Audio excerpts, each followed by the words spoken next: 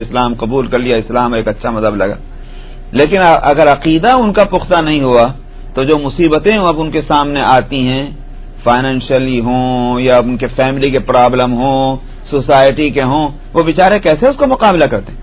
بہت مشکل ہو جاتی ہے ان کے واسطے۔ تو اسی لیے مؤلفت قلوب یہ ایک مد رکھی ہے قرآن حکیم میں کہ زکوٰۃ اور صدقات سے بھی کیوں نہ ہو ایسے لوگوں کی مدد کی جائے کہ جو نو مسلم ہیں، نئے اسلام قبول کیا ہے اور وہ فائنینشیل پرابلم میں مبتلا ہو رہے ہوں، ان کی مدد کی جانی چاہیے۔ تو آپ کے فرمانے کا یہی حاصل تھا کہ یہ ضروری نہیں ہے کہ میں اگر کسی کی مدد کر رہا ہوں تو یہ سمجھ لیا جائے کہ میں اس کی مدد اس لیے کر رہا کہ وہ پکا مسلمان ہے، اور جس کی نہیں کر رہا ہوں تو وہ مسلمان اچھے قسم کا نہیں ہے۔ تو ایک تو یہ بات ہے کہ ایسا نہ سمجھا جائے۔ دوسری بات جو ہے وہ یہ ہے کہ آپ وہ کہہ رہے تھے کہ وہ مومن ہے اور آپ فرما رہے تھے کہ مسلمان، اسی لیے آگے اس میں یہ آ رہا ہے کہ وفی روایت لہما، کہ ان سے یہ روایت بھی ہے کہ زہری نے یہ بات کہی، امام زہری نے، کہ ہم اسی وجہ سے یہ سمجھتے ہیں، اس حدیث کی وجہ سے، کہ اسلام جو ہے وہ کلمہ ہے اور ایمان عمل صالح ہے۔ کلمہ سے مراد کیا ہوا؟ لا الہ الا اللہ محمد رسول اللہ، یعنی اسلام عقیدہ ہے اور ایمان عمل صالح ہے۔ یہ امام زہری کا کہنا ہے، حالانکہ مشہور اس کے خلاف ہے۔ مشہور یہ ہے کہ ایمان تو کلمہ ہے، عقیدہ جو ہے، بلیو جس کو کہتے ہیں وہی تو ہے ایمان، اور اسلام کیا ہے؟ اسلام ہے یہ آپ کے اعمال، کون سے؟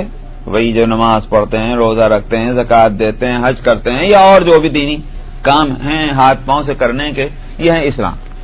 تو مشہور تو یہ ہے، لیکن اس حدیث میں جو بات کہی کہ آپ نے فرمایا کہ تم اس کو مسلمان کہو، اور امام زہری کا اس پر یہ کہنا کہ صاحب اس سے ہم نے یہ سمجھا ہے کہ اسلام کلمہ کا نام ہے اور ایمان عمل صالح کا نام ہے، تو یہ تو الٹ گئی بات جو مشہور ہے اس کے لحاظ سے۔ اس کا جواب یہ دیا ہے علماء نے کہ الٹی نہیں ہے، بلکہ یہ کہ دراصل ایمان جو ہے وہ قلب کا ایک عمل ہے، بلیو کرنا، یقین کرنا، وہ ایک دل کا عمل ہے، ہاتھ پاؤں کا تو نہیں مگر دل کا عمل ہے تو عمل وہ بھی، اور اسلام عمل کا نام ہے۔ لہذا اس لحاظ سے قلب کا اسلام کیا ہوگا؟ وہ ہو جائے گا کلمہ، قلب کا عمل کیا ہو جائے گا؟ کلمہ۔ یہ تو یہ ہوا۔ اب رہ گیا کہ جو ہے ایمان، وہ کیا نام ہے، ایمان جو ہے وہ عمل صالح کا نام ہے۔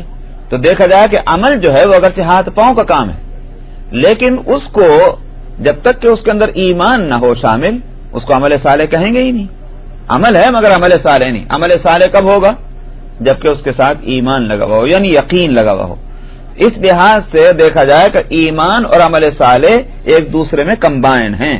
سمجھ میں آیا؟ جو اسلام ہے وہ بغیر ایمان کے نہیں، اور جو ایمان ہے بغیر اسلام کے نہیں۔ تو ایک لحاظ سے اگر دیکھا جائے تو ہاتھ پاؤں سے جو عمل ہو رہا ہے اس میں ایمان شامل ہے، اسلام تو ہے مگر ایمان شامل ہے، اور جو قلب کا عمل ہے یعنی ایمان، اس میں بھی عمل شامل ہے۔ تو یہ دونوں طرف سے ہے رشتہ، ایمان کا اسلام سے اور اسلام کا ایمان سے، دونوں طرف سے رشتہ ہے۔ میں پھر مختصر میں کہتا ہوں کہ ایمان بغیر اسلام کے نہیں اور اسلام بغیر ایمان کے نہیں ہے، تو یہ کمبائن ہے۔ تو اس لیے یوں کہیے کہ تعبیر کا فرق ہے، ورنہ تو حقیقت وہی رہی کہ اصل بات یہ ہے کہ ایمان کلمہ ہے اور اسلام عمل صالح ہے۔ عام طور سے لفظ مسلمان استعمال نہیں کرنا چاہیے، دنیا میں اتنے مسلمان ہیں بولنا چاہیے، نہیں مسلمان ہی بولیں گے، نہیں مسلمان ہی بولیں گے، اس لیے کہ اسلام ہم جو کسی کے بارے میں کوئی فیصلہ کر سکتے ہیں وہ اس کے عمل کو دیکھ کر سکتے ہیں، دل کی حالت ہم کو نہیں معلوم، اور مومن جو ہوگا وہ ظاہر ہے کہ ایمان چونکہ دل کی ایک حالت کا نام ہے، اس کو اللہ ہی بہتر جانتے ہیں۔ سمجھ میں آیا؟ تو اسی لیے آپ نے فرمایا تم مومن کیسے کہہ رہے ہو؟ مسلمان کہو، اس لیے کہ تمہارے سامنے کسی کا عمل ہے، اس عمل کی بنیاد پر تم کہہ سکتے ہو کہ یہ شخص مسلمان ہے۔ تو ایمان جو ہے وہ تو دل کی حالت کا نام ہے، جس کو اللہ ہی بہتر جانتے ہیں۔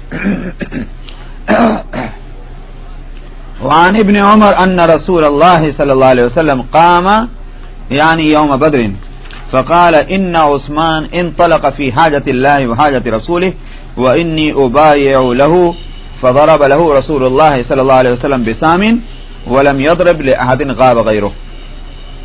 عبداللہ ابن عمر رضی اللہ عنہما سے روایت ہے کہ رسول اللہ صلی اللہ علیہ وسلم بدر والے دن غزوہ بدر کے موقع پر کھڑے ہوئے اور آپ نے فرمایا کہ عثمان اللہ کی اور اس کے رسول کی ایک ضرورت میں چلے گئے ہیں. بات یہ تھی کہ حضرت عثمان رضی اللہ عنہ کی بیوی تھی حضرت ام کلثوم رضی اللہ عنہ، جو صاحبزادی ہیں نبی کریم صلی اللہ علیہ وسلم کی. وہ بیمار تھیں اس وقت، تو اس لیے بدر میں پہنچ تو گئے تھے حضرت عثمان، لیکن آپ نے ان کو واپس بھیج دیا کہ تم جاؤ اور ان کی تیمارداری کرو. تو آپ کے بھیجنے سے گئے وہ حضرت عثمان. اسی لیے جب حضرت عثمان کے زمانے میں، خلافت کے زمانے میں معترضین نے ان پر اعتراض کیا تھا کہ یہ تو وہ ہیں کہ جو بدر میں بھی شریک نہیں ہوئے، تو اس پر انہوں نے یہ کہا تھا کہ تم کو معلوم ہے کیوں نہیں شریک ہوا تھا؟ مجھے تو رسول اللہ نے بھیجا تھا. تو آپ نے یہاں اس وقت بدر پہ یہ فرمایا کہ وہ اللہ اور اس کے رسول کی ایک ضرورت سے یہاں سے گئے ہیں، کیونکہ رسول اللہ کا حکم ہو تو وہ حکم اللہ کا ہے. اس واسطے اگرچہ وہ فزیکلی موجود نہیں ہیں لیکن ان کی شرکت مانی جائے گی. اسی واسطے آپ نے ان کا حصہ بھی رکھا اس میں. تو حالانکہ غزوے میں جو شریک نہ ہو ان کا حصہ نہیں ہوا کرتا، تو اسی لیے یہاں کہہ رہے ہیں کہ ولم یضرب لأحد غاب غیرہ. حضرت عثمان کے علاوہ کوئی جو دوسرا وہاں سے غائب تھا آپ نے اس کا حصہ مال غنیمت میں نہیں رکھا.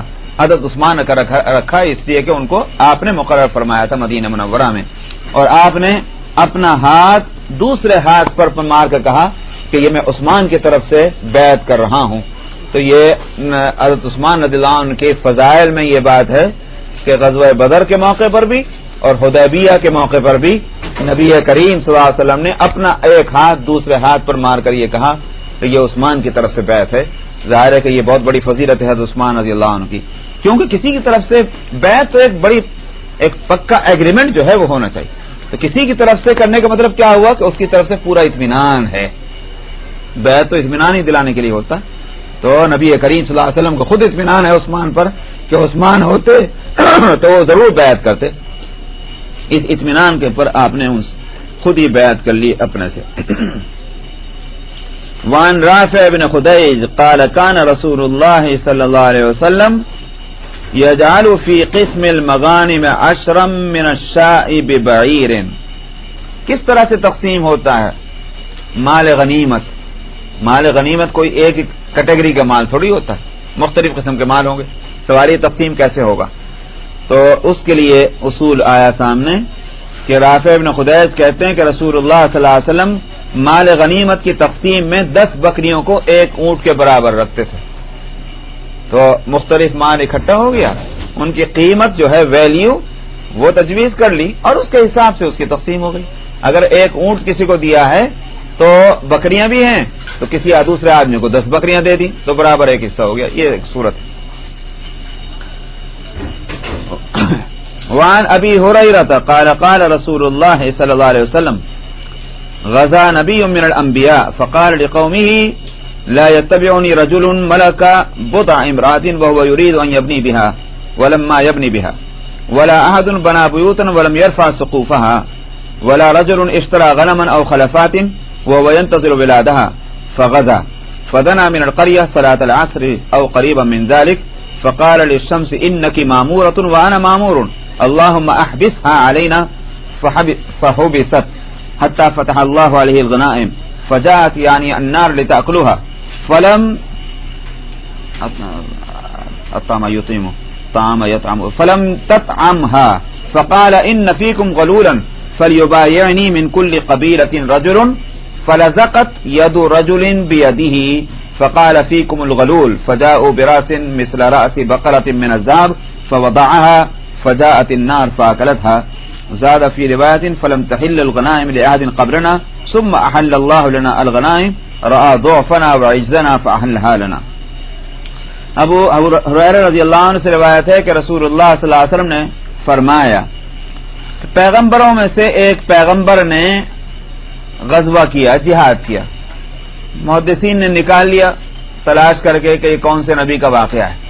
تو یوشع ابن نون جو حضرت موسیٰ علیہ الصلاۃ والسلام کے ساتھ رہے ہیں اور ان کے بعد وہی نبی ہوئے ہیں، تو جن کو جاجوا کہتے ہیں یہ لوگ، یہی ہیں یوشع ابن نون. ان کا قصہ ہے یہ نبی کریم صلی اللہ علیہ وسلم نے تو نام نہیں لیا تھا. تو انہوں نے اپنی قوم کے لوگوں سے یہ کہا جو غزوے میں جاتے وقت کہ میرے ساتھ وہ آدمی نہ چلے کہ جس نے شادی کی ہو اور وہ چاہ رہا ہو کہ وہ اس کے ساتھ رات گزارے, نئی شادی کی ہے اور ابھی تک اس نے اس کے ساتھ شب گزاری نہیں کی ہے, وہ میرے ساتھ نہ جائے مثلا. اسی طرح سے وہ آدمی بھی نہ جائے کہ جس نے گھر بنایا ہے اور ابھی اس کی چھت رکھنی باقی تھی, نامکمل گھر ہے. اسی طرح سے وہ شخص بھی نہ میرے ساتھ جائے کہ جس نے مثلا بکریاں یا اونٹنی خریدی ہے اور وہ اس کے بچہ جننے کا انتظار کر رہا ہے, یعنی آج کل میں پیدائش ہونے والی ہے, کیونکہ وہ وقت جو ہے جانور والوں کے لیے بڑا اہم ہوتا ہے, بڑی ان کی دیکھ ریکھ کرتے ہیں ان جانوروں کی, تو وہ بھی میرے ساتھ نہ جائے. یہ ساری بات کیوں کہی تھی؟ جب دل اٹکا رہے گا دوسری چیز میں تو غزوے میں کیسے دل لگے گا؟ تو ظاہر ہے کہ جب غزوے میں دل نہیں لگے گا, یکسوئی نہیں ہوگی, تو اس سے کمزوری آ جائے گی غزوے کے اندر. اخلاص جو ہے وہ نہایت اہم بات ہے, اس لیے انہوں نے یہ بات کہی. تو نبی کریم صلی اللہ علیہ وسلم کے نقل کرنے کا بھی حاصل کیا ہے کہ اخلاص ہونا چاہیے مکمل طور پر, یکسوئی. اس کے بعد کہتے ہیں کہ یہ انہوں نے جنگ کی اور ایک بستی کے قریب جب پہنچے تو وہاں عصر کی نماز کا وقت ہو گیا تھا یا اور قریب, یعنی اس کے کہ سورج جو ہے وہ ڈھلنے لگا تھا اور نماز کا وقت جا رہا تھا. یہ صورت ہوئی تو انہوں نے حضرت پیغمبر نے سورج کو خطاب کرتے ہوئے کہا تو بھی اللہ کی طرف سے مامور ہے اور میں بھی اللہ کی طرف سے مامور ہوں. تو کہیں پہ مامور ہے چلنے پہ, اور میں کہیں پہ مامور ہوں غزوے پہ. تو میں نے غزوہ کیا ہے, اس میں دیر ہو گئی ہے, اب اگر تو اپنی رفتار چلتا رہا تو میری نماز کا وقت نکل جائے گا. یہ انہوں نے کہا. تو اس کے بعد دعا کی, اے اللہ اس کو ہمارے اوپر روک دیجئے, یعنی اس کی چال رک جائے تاکہ ہم اپنی نماز اپنے وقت پر پڑھ سکیں. فہو بھی سب, وہ سورج روک دیا گیا, یہاں تک کہ ظاہر ہے کہ پھر انہوں نے نماز پڑھی. اللہ سبحانہ و تعالی نے ان کو غنیمتیں عطا فرمائی, جنگ میں کامیابی ہوئی, اور جو اس وقت کا دستور تھا اس کے مطابق انہوں نے مال غنیمت ایک جگہ اکٹھا کر دیا. آگ آئی کہ اس کو تاکہ اس کو آگ آ کر کھا لے. یہی اس وقت کی صورت تھی قبولیت کی کہ مال جمع کر دو, اللہ کے نام پہ جو مال آیا ہے, اور آسمانی آگ آئے گی وہ اس کو کھا لے گی. تو انہوں نے مال کو اکٹھا کیا تاکہ آگ کھا لے, لیکن آگ نے نہیں کھایا. آگ نے نہیں کھایا کا مطلب کیا ہوا؟ گڑبڑ ہے کچھ, اسی لیے آگ نے آ کر کھایا نہیں. تو پیغمبر نے لوگوں سے کہا تم میں کوئی دھوکے والا ہے, کسی نے دھوکہ کیا ہے, مال خالص نہیں رہا ہے, اس واسطے اس دھوکے کی وجہ سے اس مال کو نہیں کھا رہی آگ آ کر. تم میں کوئی شخص جو ہے وہ دھوکہ دینے والا ہے, تو اب تم میں سے ہر قبیلہ جو ہے وہ آ کر کے بیعت کرے. بیعت کس بات کی؟ کہ ہم میں سے کسی شخص نے دھوکہ نہیں دیا, اس بات کی بیعت کرو آ کر. چنانچہ وہ سب نے بیعت شروع کی. تو جب ہاتھ سے ہاتھ ملا کر بیعت کی تو ایک آدمی کا ہاتھ آگے چپک گیا. کس سے؟ پیغمبر کے ہاتھ سے. فلزقت ید رجل بیدہ, ایک آدمی کا ہاتھ چپک گیا. تو آپ نے فرمایا تمہارے اندر ایک دھوکہ ہے, یعنی جس قبیلے کا یہ آدمی ہے اس قبیلے کے اندر دھوکہ ہوا ہے, اس واسطے وہ دھوکہ سامنے آنا چاہیے, اسی واسطے ہمارا یہ مال جو ہے قبول نہیں ہو رہا ہے. چنانچہ وہ ایک کسی جیسے سونے کا گائے کا سر ہوتا ہے ایسا ایک سونا لے کر آئے, اتنا بڑا جیسے گائے کا سر, اتنا سارا سونا تھا وہ چھپا کے رکھا ہوا تھا, وہ لے کر آئے. چنانچہ لا کر رکھا, آگ آئی اور آگ نے پورا مال جلا دیا, کھا لیا, اور قبول ہو گئی قربانی, وہی کیا نام غنیمت. تو معلوم ہوا کہ یہ جو خیانت جو ہے یہ اللہ سبحانہ و تعالیٰ کو کسی طرح بھی پسند نہیں. یہاں سے آگے روایت میں یہ بھی اضافہ ہے کہ ہم سے پہلے امتوں کے لیے غنیمت کا مال استعمال کرنا حلال نہیں تھا, ہمارے لیے اللہ سبحانہ و تعالیٰ نے حلال کر دیا, کیونکہ ہماری کمزوری اور ہماری عاجزی کو دیکھا, ہمارے لیے حلال ہے. لیکن پچھلی امتوں پہ مال غنیمت کا استعمال حلال نہیں تھا, اس کی صورت وہی تھی کہ رکھ دو لے جا کر, آگ آ کر اس کو کھا جائے. قربانی کا واسطے بھی یہ صورت تھی کہ قربانی کا گوشت بھی استعمال کرنا جائز نہیں تھا پچھلی امتوں میں، اس امت کے پہ اس کو حلال کیا گیا ہماری کمزوریوں کی رعایت کرتے ہوئے اللہ تعالیٰ نے فرمایا فَكُلُوا مِنْهَا وَأَطْعِمُوا الْبَائِسَ الْفَقِيرَ، خود بھی کھاؤ اور غریبوں کو بھی کھلاؤ۔ ہم کو اجازت ملی پچھلی امتوں میں نہ مال غنیمت، گویا کہ اللہ کے نام پر جو مال ہوتا تھا اس کے استعمال کی اجازت نہیں ہوتی تھی، اب تو اللہ کے نام کا مال جو ہے وہ بھی انسانوں کے واسطے اس کا استعمال جائز ہے۔ چلیے یہ اور پڑھوں چلیے، خیانت کی تھی مال غنیمت میں، اور وہ اگرچہ جنگ میں ہی وہ مارے گئے ہیں لیکن آپ نے فرمایا کہ اس کو شہید نہیں کہیں گے، وہ تو جہنم میں گیا۔ اس کے بعد رسول اللہ صلی اللہ علیہ وسلم نے فرمایا اے ابن خطاب چلو جاؤ اور لوگوں میں اعلان کر دو کہ جنت میں نہیں داخل ہوگے مگر ایمان والے، 3 مرتبہ آپ نے فرمایا ہے۔ تو حضرت عمر کہتے ہیں کہ میں وہاں سے نکلا اور میں نے اعلان کر دیا سب سن لو جنت میں نہیں جائیں گے مگر ایمان والے۔ انہوں نے بھی 3 مرتبہ اعلان کیا اس لیے کہ اللہ کے رسول نے بھی 3 مرتبہ فرمایا تھا۔ اس کا مطلب یہ ہوا کہ دراصل خیانت جو ہے یہ ایمان کے منافی ہے، اس واسطے جب ایمان کے منافی ہے جنت میں تو ایمان والے جائیں گے، ایمان کے منافی جو کوئی عمل ہوگا تو وہ اس کو جنت میں جانے سے روکے گا۔ تو یہاں اس کا مطلب یہ ہے کہ ایمان کے مطابق جب عمل ہوں گے جس کو عمل صالح کہتے ہیں تو یہ آدمی بے کھٹ جنت میں جائے گا، اور اگر ایمان کے مناسب کچھ اعمال نہیں ہیں، اس کے غیر مناسب ہیں، غیر مطابق ہیں، تو پھر اس کو سزا کے واسطے جہنم میں بھیج دیں گے، سزا پانے کے بعد پھر ایمان کی وجہ جنت میں جائے گا، لیکن اولین طور پر اس کو جہنم میں بھیجا جا سکے گا۔ تو اسی لیے قرآن شریف میں جہاں جنت کے وعدے ہیں وہاں الذین آمنوا وعملوا الصالحات، سب جگہ عمل صالح اسی واسطے اس میں ہے کہ براہ راست جو ہے جنت میں ایسے ہی لوگ جائیں گے۔ تو اس سے بہرحال یہ ہوا کہ خیانت اتنی بری چیز ہے کہ ایمان سے اس کا رشتہ نہیں ہے۔ باب الجزیہ الفصل الاول عن بجالہ قال كنت كاتبا لجز ابن معاویہ عم الاحنف فأتانا كتاب عمر بن الخطاب رضی اللہ عنہ قبل موته بسنة ان فرقوا بين كل ذي محرم من المجوس ولم يكن عمر اخذ الجزية من المجوس حتى شهد عبد الرحمن بن عوف ان رسول الله صلى الله عليه وسلم اخذها من مجوس حجرا۔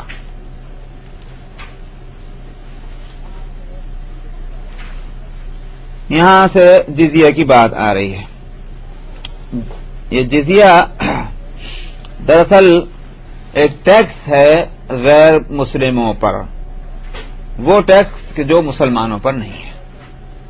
یہ ٹیکس ہے دراصل معاوضہ اس بات کا کہ مسلم حکومت میں جو غیر مسلم ایک معاہدے اور ایگریمنٹ کے تحت رہیں گے ان کے اور جان اور مال کی حفاظت کی ذمہ داری گورنمنٹ کے ذمہ پر ہے، اس کا یہ ٹیکس ہے۔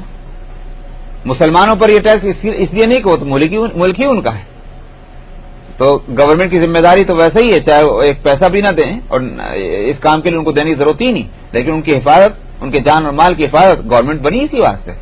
تو اسلامی گورنمنٹ ہے، مسلمانوں پر کوئی ٹیکس اس کا نہیں ہوگا، غیر مسلم آئیں گے وہ ٹیکس دیں گے تاکہ جان مال کی حفاظت ہو، اور مگر جہاں مسلمانوں کو یہ سہولت ہے کہ ان کو ٹیکس نہیں دینا پڑتا وہاں ان پر یہ پابندی ہے کہ اگر جہاد ہوگا تو ان کو جانا ہوگا، لیکن غیر مسلم کو نہیں جانا ہوگا، وہ آرام سے بیٹھیں، اس لیے کہ یہ تو جان کو خطرے میں ڈالنے والی بات ہے جہاد میں جانا، تو جب وہ ٹیکس دے رہے ہیں تو یہ خطرہ کہاں کو بول لیں گے، ان کو جہاد میں نہیں جانا ہوگا۔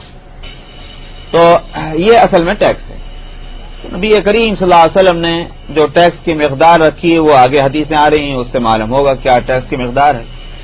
ایک ہے زکوٰۃ وغیرہ، جیسے زمین کا عشر ہے، 10واں حصہ ہے، 20واں حصہ ہے، یا اپنے مال کی بیت المال کو دینا، وہ زکوٰۃ تو مال کی ہے۔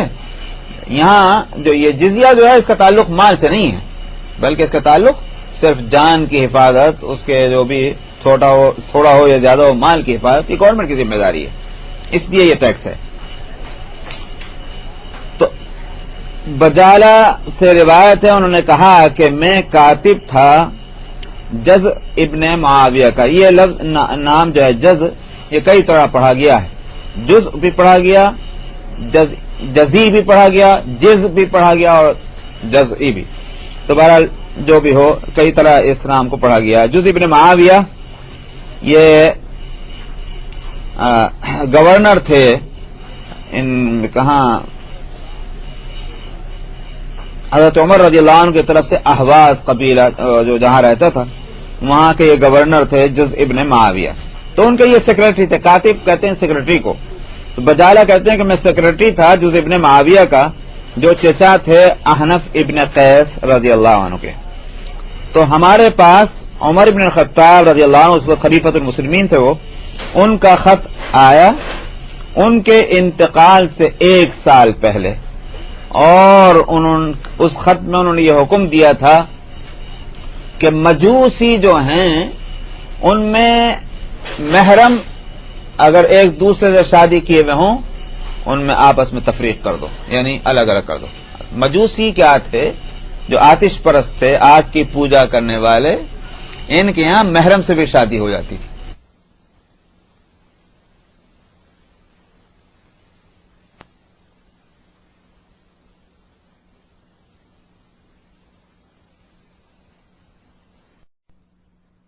معاملات میں مداخلت نہیں ہوگی، ان کو آزادی ہوگی. تو اور پھر یہ کہ حضرت عمر نے یہ حکم دیا ہے، تو ایک طرح سے یہ تو مداخلت ہے. تو یہ علماء نے اس پر بحث کی ہے، مختلف جواب آئے، لیکن جو جواب اصل میں سمجھ میں آتا ہے بظاہر وہ یہ ہے کہ حضرت عمر رضی اللہ عنہ کے علم میں یہ بات آئی ہوگی کہ یہ ایک رسم ہے، مذہب نہیں ہے. تو مذہبی معاملات میں مداخلت نہیں ہوگی، لیکن اگر کوئی رسم ایسی چلے کہ اس کا اثر معاشرے پر غلط پڑ سکتا ہو.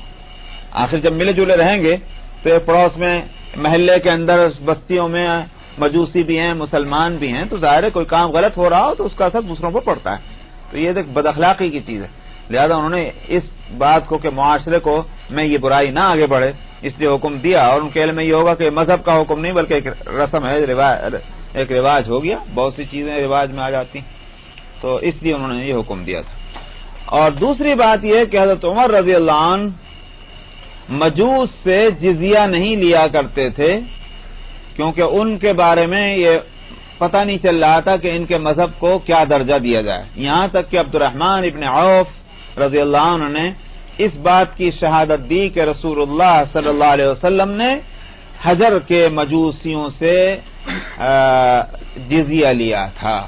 تو تب حضرت عمر نے بھی جزیہ کا حکم دیا. حجر یہ بحرین کا علاقہ ہے. اس کو اس زمانے میں یا تو اس بحرین کے اندر کوئی جگہ تھی جس کو حجر بولتے تھے، یا پورے بحرین کو حجر کہتے ہوں گے.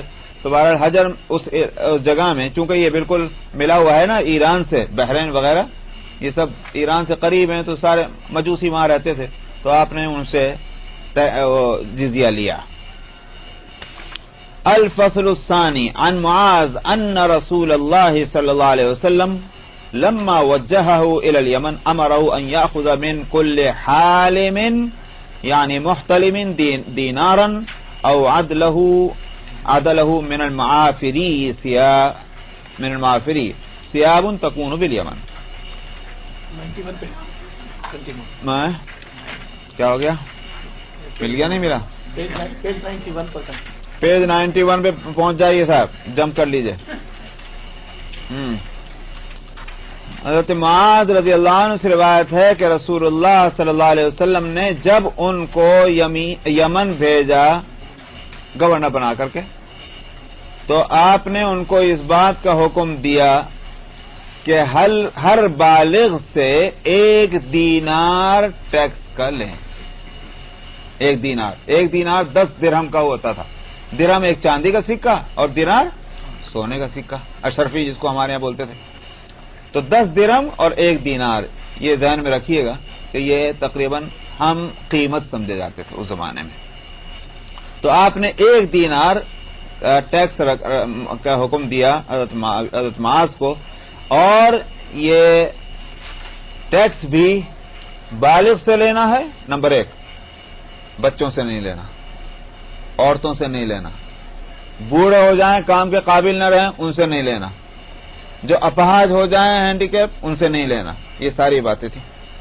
صرف جو کام کرنے کے قابل ہوتے تھے جوان، محنت کرنے کے، بزنس کرنے کے، جاب کرنے کے، جو بھی ہے، جو انکم کر سکتے ہیں، پیدا کر سکتے ہیں، انہی پر یہ ٹیکس لگتا تھا۔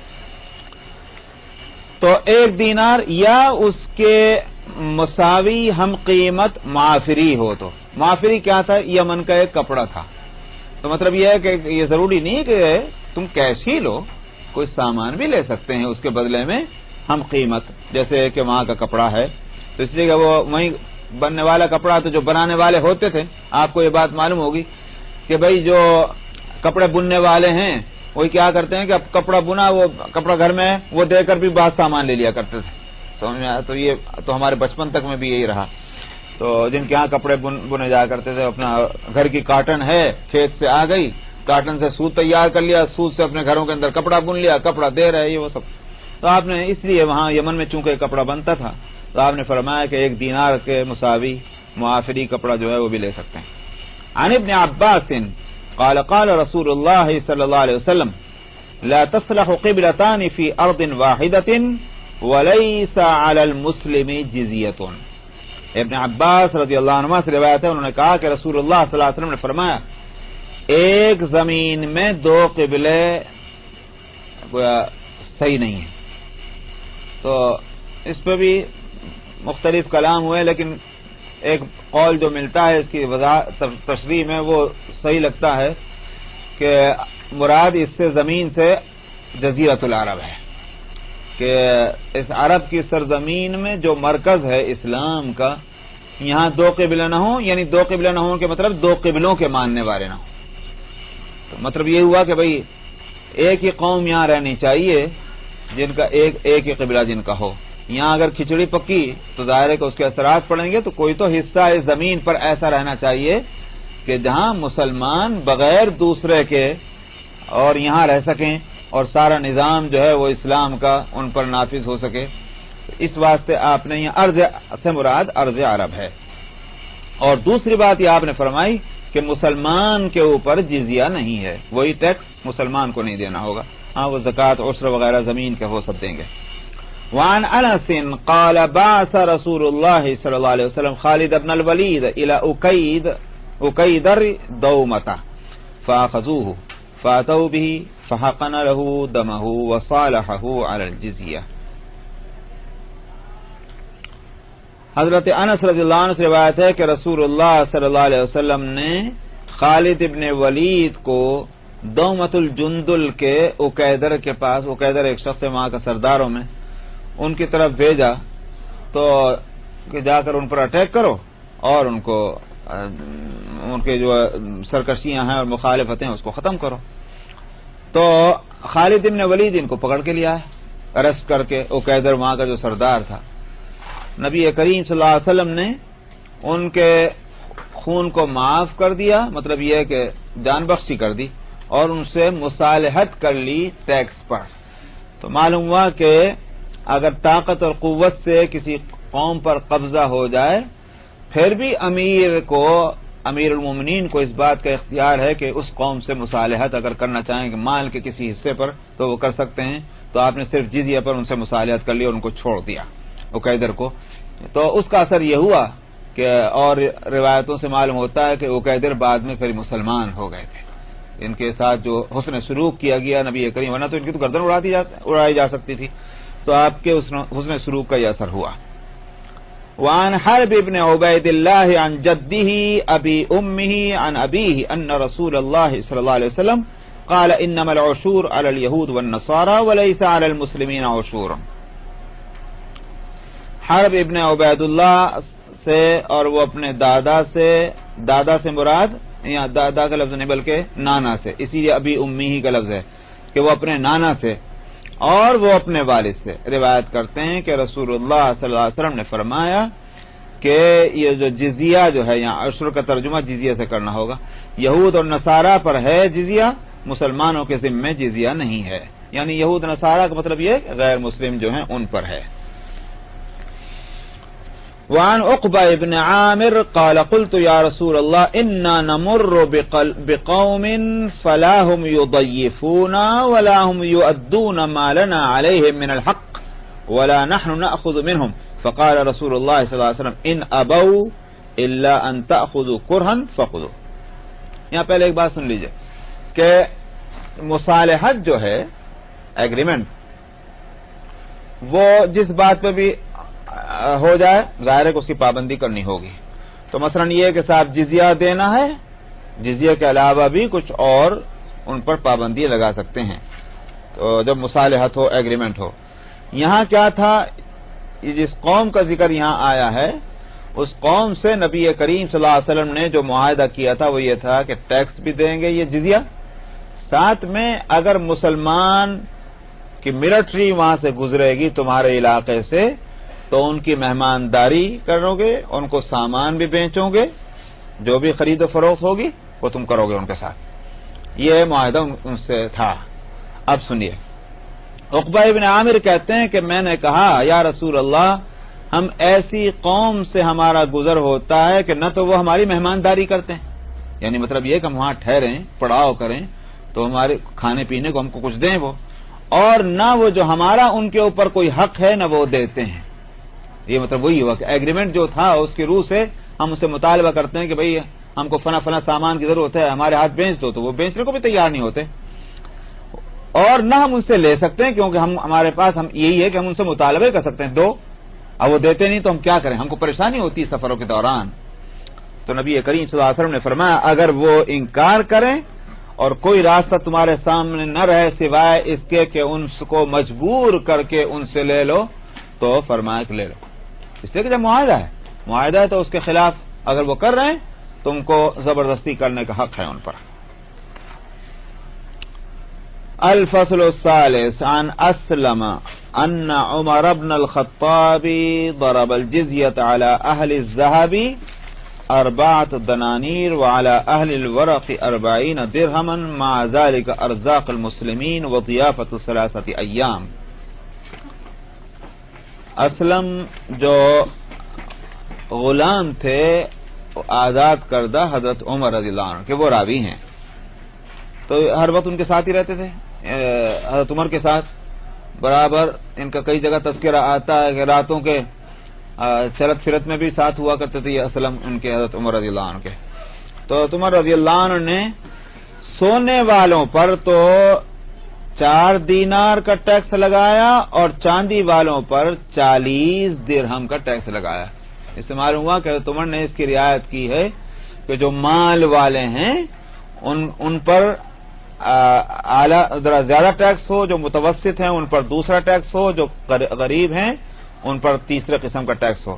تو یہ جو ہیں جن کے ہاں سونے کا کاروبار ہوتا ہے فرمایا ان پر تو انہوں نے 4 درہم رکھے, اور جن کے ہاں چاندی کا کاروبار ہے تو 40, کیونکہ میں نے بتایا تھا کہ ایک دینار 10 درہم کے برابر ہے, تو 4 دینار کتنے کے برابر ہو گئے 40 کے. تو چاندی والوں پر 40 درہم, سونے والوں پر 4 درہم رکھے.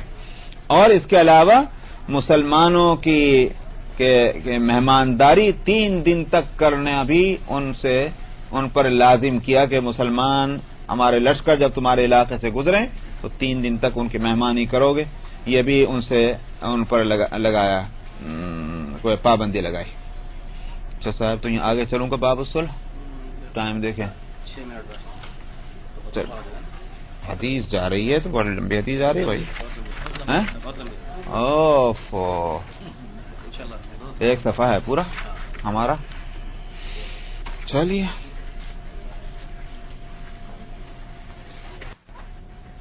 یجیش لهم بالری حتى صدروا عنه فبينهم كذلك إذ جاء بديل بن ورقاء الخزاعي في نفر من خزاعة ثم أتاه عروة بن مسعود وساق الحديث إلى أن قال إذ جاء سهيل بن عمرو فقال النبي صلى الله عليه وسلم اكتب هذا ما قضى عليه محمد رسول الله. فقال سهيل لو كنا نعلم أنك رسول الله ما صددناك عن البيت ولا قاتلناك ولكن اكتب محمد بن عبد الله.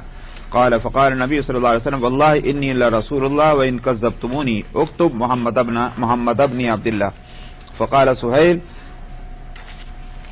وعلى ألا يأتيك منا رجل وإن كان على دينك إلا رددته علينا. فلما فرغ من قضية الكتاب قال رسول الله صلى الله عليه وسلم لأصحابه قوموا فانحروا ثم أحلقوا ثم جاء نسوة مؤمنات فأنزل الله تعالى يا أيها الذين آمنوا إذا جاءكم المؤمنات مهاجرات الآية فنهاهم الله تعالى أن يردوهم وأمرهم أن يردوا الصداق. ثم رجع إلى المدينة فجاءه أبو بصير رجل من قريش وهو مسلم فارسلوا في طلبه رجلين فدفعه إلى الرجلين فخرجا به حتى إذا بلغ ذا الحليفة نزلوا يأكلون من تمر لهم فقال أبو بصير لأحد الرجلين والله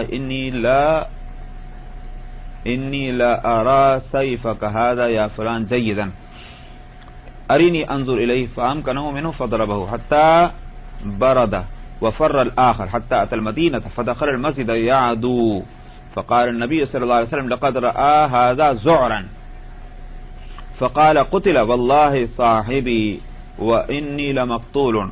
فجاء أبو بصير فقال النبي صلى الله عليه وسلم ويل أمه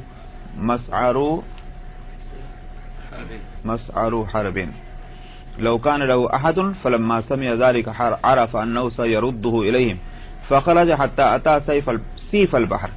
قال وانفلت أبو جندل ابن سهيل فلحق بأبي بصير فجعل لا يخرج من قريش رجل قد أسلم إلا لحق بأبي بصير حتى اجتمعت منهم عصابة فوالله ما يسمعون بعير خرجت لقريش إلى الشام إلا اعترضوا لها فقتلوهم وأخذوا أموالهم فأرسلت قريش إلى النبي صلى الله عليه وسلم تناشده الله والرحمة لما أرسل إليهم فما أتاه فهو آمن فأرسل النبي صلى الله عليه وسلم إليهم. رواه البخاري.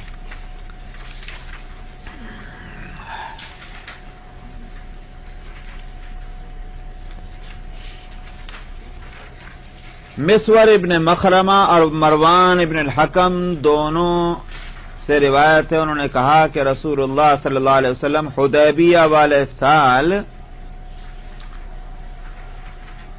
1000 اور کچھ سو بدع اصل میں 3 کم سے کم یعنی کہ 10 سے اوپر 3 اور یا 5 یا 7 اس طرح کی عادت پر بولا جاتا ہے. اس تقریباً 1300 اور 1400 کے بیچ میں صحابہ تھے نبی کریم صلی اللہ علیہ وسلم کے ساتھ اس لیے انہوں نے بدع عشرہ کہا. تو آپ اتنے صحابہ کے ساتھ 1300-1400 کے درمیان صحابہ کے ساتھ تشریف لے چلے. جب آپ ذوالحلیفہ پہ پہنچے جس کو آج کل بیر علی کہتے ہیں اور یہی ذوالحلیفہ جو ہے یہ میقات ہے مدینے والوں کی کوئی زیادہ دور نہیں ہے مدینہ منورہ سے 6-7 میل کے فاصلے پر ہے. تو اس لیے عام طور پر آج کل تو لوگ وہاں مسجد بنی ہوئی ہے بیر علی پر اب تو بہت شاندار بہت بڑی مسجد طبیعت خوش ہو جائے دیکھنے کی اس میں باغیچے چمن پھلواری ہیں اور اندر واش رومز بہت یعنی نہایت اعلیٰ درجے کا انتظام اب جو ہم نے دیکھا ہے وہاں. تو غرض ہے کہ وہ لوگ جو یہ چاہتے ہیں کہ بھئی سنت کے مطابق احرام میقات سے باندھیں تو اس کے لیے انتظام گورنمنٹ نے اب کر دیا. پہلے نہیں تھا لیکن ابھی 2-3 بیر علی کہتے ہیں اس جگہ کو. تو وہاں مدینہ منورہ سے جو لوگ جائیں مکہ مکرمہ اور احرام باندھنا چاہیں تو راستے میں وہ بسیں اور اسی طرح سے ٹیکسیاں وہاں ان کو کہہ دی جائے تو وہ روکتی ہیں تاکہ سب لوگ وہاں اپنا احرام وغیرہ باندھ لیں. تو یہ اس زمانے میں اس کو ذوالحلیفہ کہتے تھے. تو آپ جب وہاں تشریف لائے تو آپ نے جو قربانی کے جانور آپ کے ساتھ تھے ان کے گلے میں پٹا ڈالا اور اشعار کیا. 2 چیزیں ہوتی تھیں اصل میں جانوروں میں یہ پہچان کرنے کے لیے کہ یہ جانور قربانی کے ہیں ان کو کوئی ستائے نہیں اور ان کا مطلب یہ کہ ایک پاس لحاظ ہونا چاہیے. اس کے واسطے کوئی نہ کوئی چیز ان کے گلے میں ڈال دیتے تھے. چمڑے کا ایک ٹکڑا ہی رسی میں باندھ کے لٹکا دیتے تھے کچھ نہ کچھ. اس کو کہتے تھے قلادہ ہار کو کہتے ہیں. تو ایک تو یہ کہ ان جانوروں کے گلے میں آپ نے قلادہ ڈالا جو قربانی کے لیے جا رہے تھے. اور ایک کہتے ہیں اشعار جو ہے وہ ہوتا ہے کسی تلوار کے سے یا کسی نیزے سے یا کسی ایسی دھار والی چیز سے ان کے کوہان پر ایک نشان ڈال دینا، تو وہ ہلکا سے ایک نشان ڈال دیا جاتا ہے. وہ بھی ایک پہچان ہوتی تھی کہ بھئی قلعہ اگر کہیں ٹوٹ جائے تو وہ جو نشان بنا ہوا ہے یہ اس بات کی علامت ہے کہ یہ قربانی کے جانور ہیں، ان کو کوئی نہ کوئی چور لے، نہ کوئی ڈاکو لے، نہ ان کو لوٹ مار کی جائے، یہ مقدس ہیں اللہ کے نام پر. یہ ایک علامت تھی، تو اس کو اشعار کہتے تھے، نشان لگانا. تو آپ نے قلادہ ڈالا، اشعار کیا جانوروں پر، اور وہاں سے آپ نے احرام باندھا عمرے کا. اس کے بعد آپ چلے یہاں تک کہ جب اس ٹیلے پر پہنچ گئے جہاں سے مکے والوں پر اترا جاتا ہے. مکہ جو ہے وہ تو بالکل نشیب میں ہے، چاروں طرف تو پہاڑیاں ہیں، تو آپ ایک ایسے ٹیلے پر پہنچے کہ جہاں سے وہ راستہ نیچے اترتا تھا مکے میں، ویلی میں. تو وہاں جب آپ پہنچ گئے اور تو آپ کی اونٹنی جو ہے وہ بیٹھ گئی. تو اب لوگوں نے کہا دیکھو یہ جو ہے قصوہ آپ کی اونٹنی کا نام تھا، قصوہ جو ہے یہ اڑ گئی. اڑنا جانتے ہیں کیا مطلب؟ آگے نہیں بڑھ رہی، اڑ گئی، ضد کر رہی، ہٹ کر رہی ہے، یہ ہٹ کر رہی ہے. تو نبی کریم صلی اللہ علیہ وسلم نے فرمایا قصوہ ہٹ نہیں کی ہے، اور نہ یہ اس کی عادت ہے ہٹ کرنے کی.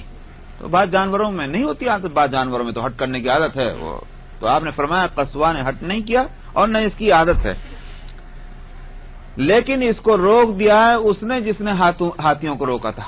کون سے؟ وہ جو ابرہہ کے ہاتھیوں کو جنہوں نے مکے سے میں جانے سے روک دیا تھا، اللہ تعالیٰ نے اسی نے ان کو اس وقت اس کو روکا ہے. مطلب یہ کوئی اور اللہ کا یہاں کوئی مصلحت ہے اور مرضی ہے. پھر اس کے بعد آپ نے فرمایا قسم ہے اس ذات کی جس کے قبضے میں میری جان ہے، اس لیے کہ اب اونٹنی کے رک جانے سے آپ نے سمجھ دیا کہ معاملہ کچھ ہے گڑبڑ.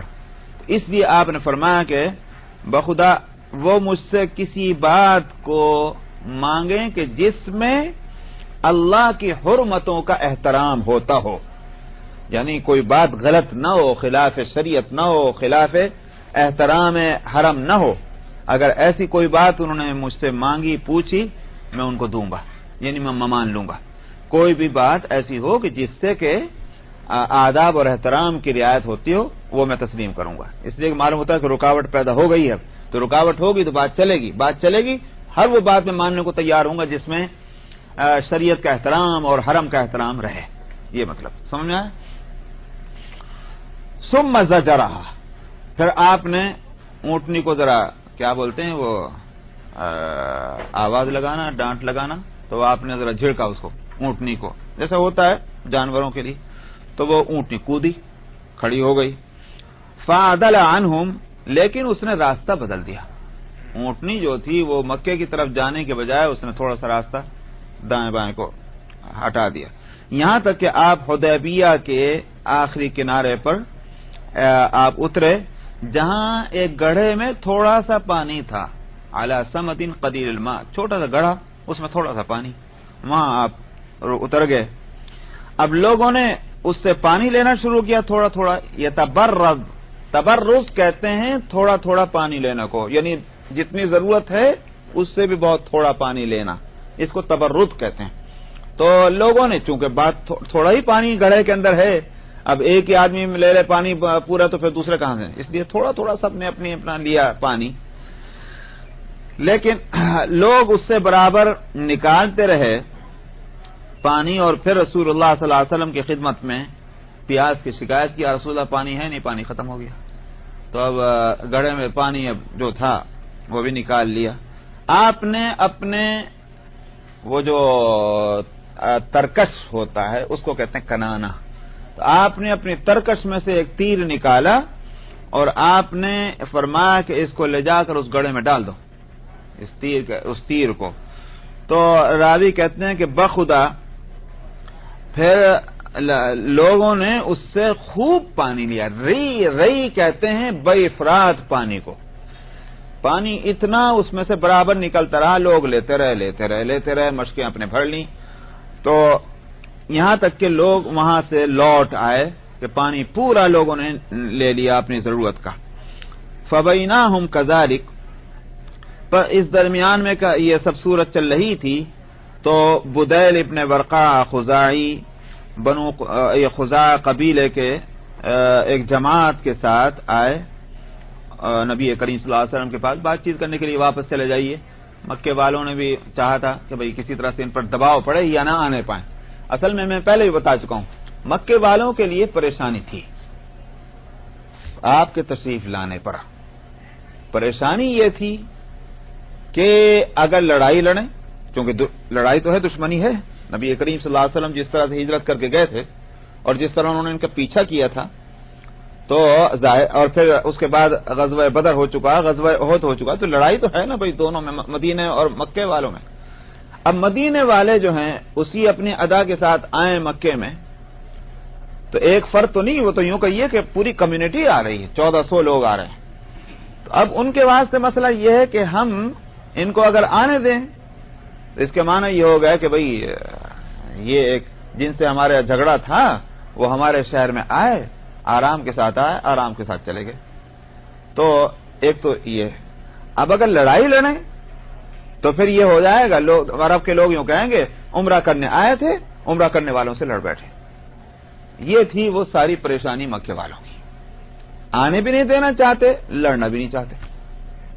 تو اس لیے انہوں نے مختلف قبیلوں کو جو با اثر تھے ایریا میں، ان کے لیڈروں سے کو کہا کہ بھئی تم جا کر کسی طرح پریشر ڈالو، ان پر دباؤ ڈالو، سمجھاؤ ان کو کیسے بھی یہ واپس چڑھ جائیں یہاں سے، تاکہ یہ ہمارے گلے میں جو یہ پھندا پھنس گیا ہے یہ نکلے کسی طرح، یہ جائیں۔ اس لیے یہ خزاع بڑا مضبوط قبیلہ تھا، اس کا بدیل ابن ورقہ آیا، اور پھر عروہ ابن مسعود، یہ قبیلہ ثقیف بھی مشہور قبیلہ تھا، اس کے عروہ ابن مسعود آئے۔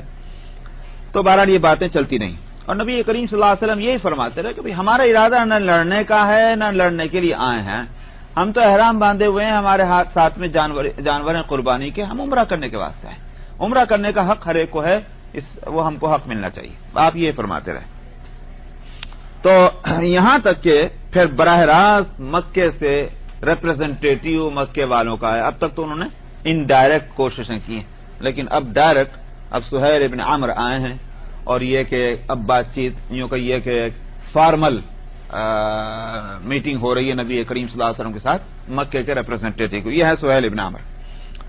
تو اب یہ ہوا کہ صلح نامہ لکھا جائے، تو نبی کریم صلی اللہ علیہ وسلم نے حکم دیا، اور اس روایت میں نہیں ہے لیکن اور سیرت کی کتابوں میں اور روایتوں میں ہے، حضرت علی رضی اللہ عنہ کو آپ نے مقرر فرمایا کہ یہ صلح نامہ جو ایگریمنٹ وہ لکھو، تو آپ نے فرمایا کہ لکھو، یہ وہ ایگریمنٹ ہے کہ جس پر مصالحت کی ہے محمد الرسول اللہ نے اور مکے والوں نے، یہاں سے بات ہوتی ہے، شروع یہیں سے ہونی تھی۔ تو ابھی اتنا ہی لکھنے کے لیے آپ نے فرمایا تھا، اور حضرت علی نے لکھ دیا، آپ فرماتے جاتے تھے وہ لکھتے جاتے تھے۔ تو سہیل نے کہا اگر ہم یوں جانتے کہ آپ اللہ کے رسول ہیں تو نہ تو ہم آپ کو بیت اللہ جانے سے روکتے اور نہ ہم آپ سے کبھی جھگڑا کرتے، قتال کرتے، جنگ کرتے۔ تو یہ تو لفظ نہیں لکھا جا سکتا کہ محمد رسول اللہ، اس پہ تو ہم کبھی دستخط نہیں کریں گے، سائن نہیں کریں گے، اس واسطے آپ لکھیے محمد ابن عبداللہ، یہ بات ٹھیک ہے، اس سے ہم کو انکار نہیں، لیکن محمد رسول اللہ نہیں لکھ سکتے۔ تو راوی کہتے ہیں کہ رسول اللہ صلی اللہ علیہ وسلم نے فرمایا بخدا میں تو رسول اللہ ہوں اگرچہ تم مجھے جھٹلاؤ، لیکن آپ نے فرمایا کہ ٹھیک ہے لکھو محمد ابن عبداللہ۔ یہاں پھر وہی ہے کہ اتنا حصہ پھر رہ گیا کہ علی رضی اللہ عنہ نے انکار کر دیا اور عرض کیا کہ بخدا یا میں واللہ میں اس کو نہیں کاٹوں گا۔ تو بظاہر اس پر کس نے ان بزرگوں میں خاص طور پر صوفیاء کرام میں سے کسی نے اس مسئلے پر بحث کی ہے کہ مشہور تو یہ ہے الامر فوق الادب، حکم جو ہے وہ سارے ادب سے بڑھ کر ہے اس کی تعمیل کرنا، جو بھی حکم ملے اس کو کہتے ہیں الامر فوق الادب، کہ اگرچہ ہمارا دل تو یہ چاہ رہا ہے کہ ازرائے ادب ہم یہ کام نہ کریں، لیکن حکم مل گیا اب حکم کی تعمیل کرنی، تو یہی ادب ہے۔ تو یہاں بظاہر تو یہ معلوم ہوتا ہے کہ نبی کریم صلی اللہ علیہ وسلم جو حکم دے رہے ہیں تو حضرت علی کو عمل کرنا چاہیے، لیکن حضرت علی رضی اللہ عنہ فرماتے ہیں بخدا میں نہیں کاٹوں گا، تو یہ ایک طرح کی بے ادبی ہے۔ تو اس پر انہوں نے کلام کیا ہے کہ اصل میں یہ قاعدہ کلیہ نہیں ہے، بلکہ یہ کہ اگر اپنی حالت ایسی طاری ہو کہ جو جس بات کے کرنے کا حکم دیا جا رہا ہے اس میں صراحتاً بے ادبی معلوم ہوتی ہے اور طبیعت اس کے لیے تیار نہیں کسی طرح سے، تو اس حکم کی تعمیل سے معذرت کر سکتا ہے۔ یہ صوفیہ اس طرح کی بات کرتے ہیں۔ بہرحال حضرت علی رضی اللہ عنہ نے عرض کیا یا رسول اللہ میں تو اس لفظ کو نہیں کاٹوں گا، کیونکہ محمد رسول اللہ ایک عقیدہ ہے، اس عقیدے کو اپنے ہاتھ سے کیسے کاٹوں میں؟ تو اس پر یہ ہے کہ نبی کریم صلی اللہ علیہ وسلم نے بھی اسی واسطے آپ ان سے یہ کہ ان کا انکار نہیں کیا، اور اس کے بعد آپ نے خود قلم لے کر کے اور وہاں سے کاٹ دیا۔ اس کے بعد پھر آپ نے فرمایا کہ لکھو محمد ابن عبداللہ۔ خیر، فقال سہیل، اور سہیل نے اس کے بعد یہ بھی کہا، جو ایگریمنٹ کی جو ایک کلاس تھی کہ اس بات پر مصالحت ہے کہ ہم میں سے کوئی آدمی اگر آپ کے پاس آیا یعنی مدینہ، اگرچہ وہ آپ کے دین پر آئے لیکن آپ اس کو واپس کریں گے، مسلمان ہی ہو کر کیوں نہ آئے۔ تو بہرحال اتنا اس میں ہے، باقی تو چیزیں سبھی کو معلوم ہے۔ فلما فرغ من قضیۃ الکتاب، جب اس ایگریمنٹ کے لکھنے کے مسئلے سے نمٹ گئے تو رسول اللہ صلی اللہ علیہ وسلم نے اپنے صحابہ سے فرمایا اٹھو اور جانوروں کی قربانی کر دو، ثم احلقوا، اور پھر اپنے بال منڈا دو۔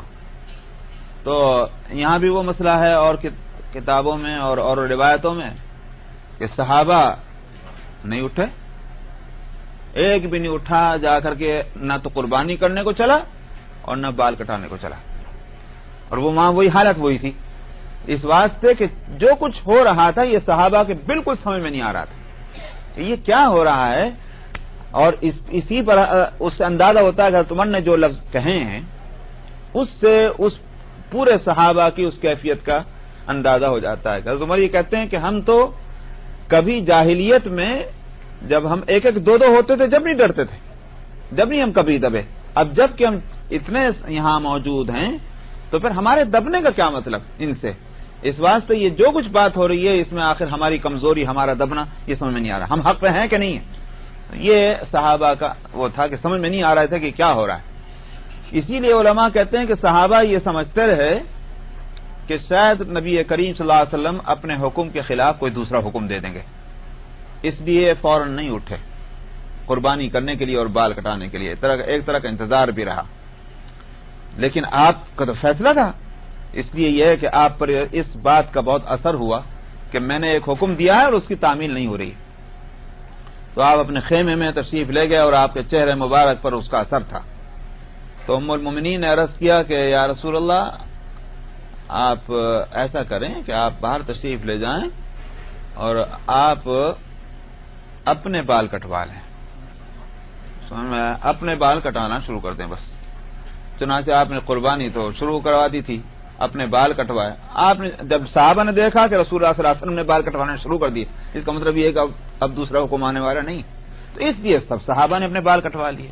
بہرحال تو پھر جو ہیں ہوا یہ کہ کچھ عورتیں مومن بن کر کے ایمان لا کر مسلمان ہو کر آئیں مکے سے، تو اب مسئلہ یہ ہوا کہ ان عورتوں کو واپس کرنا ہوگا، کیونکہ ایگریمنٹ کیا تھا کہ کوئی شخص جو آئے گا اگرچہ وہ آپ کے مذہب کو قبول کرتا ہوا آئے واپس کریں گے، تو اب مسئلہ یہ کہ ان کو واپس کریں۔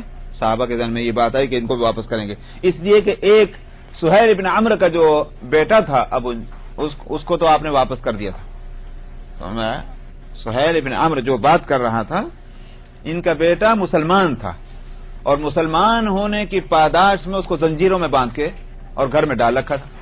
اس کو جو معلوم ہوا کہ رسول اللہ صلی اللہ علیہ وسلم اور صحابہ مکے سے باہر ہیں تو وہ کسی طرح سے وہاں سے گھر سے نکل بھاگا، زنجیریں اس کے پیروں میں پڑی ہوئی ہیں اور ہاتھ بھی زنجیروں سے قیدی ہوتے ہیں اس طرح سے، اور وہ ان زنجیروں کے ساتھ گھسرتا گھسرتا بڑی مشکلوں سے وہ بیچارہ وہاں تک پہنچ گیا. تو لیکن سہیل نے کہا کہ معاہدہ ہو چکا ہے. تو انہوں نے کہا ابھی لکھا نہیں گیا, کچھ بھی ہو لکھا نہ گیا ہو لیکن معاہدہ ہو گیا, بات چیت ہو چکی, لہٰذا اس کو واپس کرو. نبی کریم صلی اللہ علیہ وسلم نے حکم دیا کہ واپس کیا جائے اس کو. تو بڑا مسئلہ تھا, صحابہ کے لیے بہت تکلیف دہ باتیں تھیں.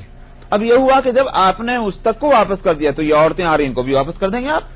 تو صحابہ کو یہ خیال ہوا, تو آپ نے اس پہ حکم نہیں دیا ان کی واپسی کا. آیت اتری, فانزل اللہ تعالی یا ایھا الذین آمنوا اذا جاءکم المؤمنات مہاجرات فامتحنوہن, اے ایمان والو جب تمہارے پاس ایمان والیاں ہجرت کر کے آئیں تو تم ان کا ٹیسٹ کرو, امتحان لو کہ واقعی ایمان لا کر آئی ہیں کہ اپنے شوہروں سے ویسے ہی اپنا جان چھڑانے کے لیے بھاگ کے آئی ہیں یا اور کوئی وجہ ہے, تو ان کا امتحان لے لو. اگر واقعی ایمان والی ہیں یہ تو پھر ان کو واپس مت کرو.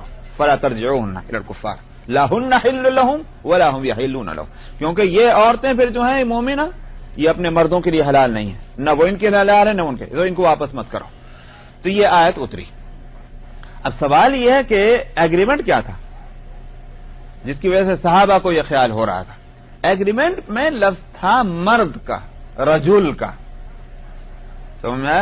اس لیے اللہ تعالیٰ نے کہا کہ وہ تو لفظ وہاں مطلب یہ صراحت نہیں لیکن خلاف نہیں ہے, رجل جو ہے وہ مرد کو کہتے ہیں. تو مکے والوں کے دماغ میں بھی یہ بات نہیں تھی کہ ہم جو لفظ رجل لکھ رہے ہیں اس میں عورتیں نکل جائیں گی واپس اس کلاس سے.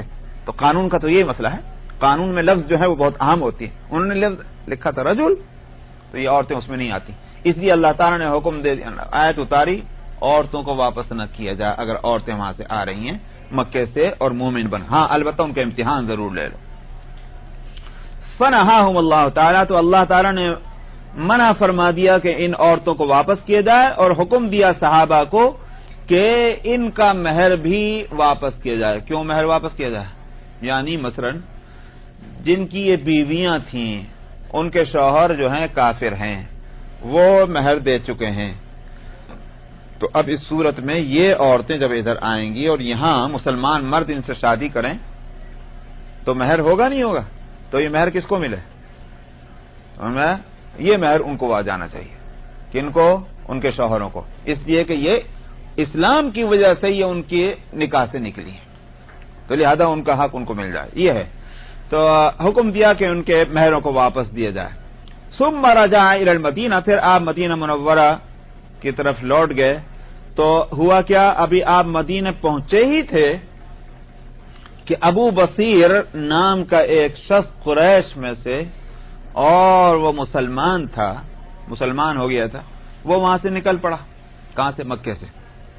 تو مکے والوں نے کیا کیا کہ اس کو پکڑنے کے لیے ارسٹ کرنے کے واسطے 2 آدمی بھیجے. نہیں, اس کو مدینہ منورہ میں بھیجا. مدینہ پہنچ چکے تھے تو وہاں ان کو بھیجا کہ صاحب یہ 2 آدمی کہ یہ ابو بصیر جو آیا ہے مکے سے یہ ان کو واپس دیا جائے. تو نبی کریم صلی اللہ علیہ وسلم نے حکم دے دیا کہ جاؤ. چنانچہ ابو بصیر کو وہ پکڑ کے اور وہ 2 آدمی لے کے جا رہے تھے. تو راستے میں ٹھہرے, جب ذوالحلیفہ پر پہنچے, وہی مدینہ سے 6-7 میل کے فاصلے پر وہاں پہنچ گئے, تو رکے وہاں.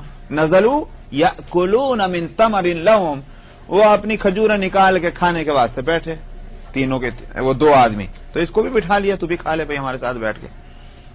تو باتیں ہو رہی تھیں. فقال ابو بصیر لأحد الرجلین, ابو بصیر نے ان 2 آدمیوں میں سے ایک سے کہا, میاں یہ تمہاری تلوار تو مجھے بہت اچھی لگ رہی, بہت اچھی تلوار ہے یہ, میں دیکھ سکتا ہوں کیا؟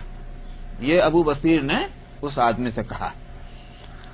اس نے بھی سادہ ذہن سے اس نے کہہ دیا کہ دیکھ لو تلوار. اس کو دے دی. کس کو؟ ابو بصیر کو. تلوار اس نے لے کے اس کی ماری گردن پہ اس نے تلوار اور اس کا کام ختم کر دیا. حتی برد, یہاں تک کہ وہ ٹھنڈا ہو گیا. یہ جو دیکھا دوسرے نے وہ وہاں سے بھاگ کھڑا ہوا, اور قریب ترین جگہ چونکہ مدینہ ہی کی تھی لہذا وہ دوڑا دوڑا بھاگا مدینہ میں آیا اور مسجد میں گھس گیا. نبی کریم صلی اللہ مسجد نبوی میں وہ وہاں آیا. نبی کریم صلی اللہ علیہ وسلم نے فرمایا اس نے کوئی بہت بڑی مصیبت دیکھی ہے, یہ بڑا کوئی اس کو پریشانی ہے، لاحق ہے، جس کی وجہ سے یہ ہانپتا ہوا دوڑتا ہوا آیا ہے. یہ تو گئے تھے ابو بصیر کو لے کے، یہ ہوا کیا ہے؟ اب ظاہر کبھی تو کچھ پتا نہیں ہے. تو کہنے لگا کہ بخدا میرا ساتھی تو مارا گیا اور میں بھی مارا جانے والا ہوں، اس لیے کہ مجھے چھوڑے گا نہیں وہ آدمی. یہاں تک کہ ابو بصیر بھی آ گئے، تو وہ تو اپنی جان چھڑانے کے لیے انہوں نے یہ حرکت کی تھی. نبی کریم صلی اللہ علیہ وسلم نے فرمایا ارے اس کی ماں کا بھلا ہو، جیسے ہم اردو میں کہتے ہیں ارے ستیہ ناگ اس آدمی کو دیکھو یہ کیا کر کے آ لیا. آپ نے فرمایا کہ اگر اس کے کوئی مدد ہوتی تو یہ تو بڑا کام کر لیتا، یہ اکیلے نے کیا دکھا دیا کر کے. یہ آپ نے فرمایا لو کان لہو احد، یا اس کے معنی یہ بھی ہے کہ اس آدمی نے تو ایک جنگ ہی کھڑی کر دی، یعنی مطلب یہ کہ ایک ایسا کام کر دیا کہ اس سے مکے اور مدینے کے اندر جنگ چھڑ سکتی ہے. دونوں معنی اس کے ہیں. فلما سمع ذلك، اور دوسرے معنی بظاہر ٹھیک معلوم ہوتے ہیں، اس لیے کہ یہاں آگے آ رہا ہے کہ جب ابو بصیر نے یہ سنا تو اس نے سمجھ لیا کہ رسول اللہ صلی اللہ علیہ وسلم چھوڑیں گے نہیں اور واپس کریں گے مجھے، مطلب یہ ہے کہ جان ابھی میری نہیں چھوٹ رہی ہے.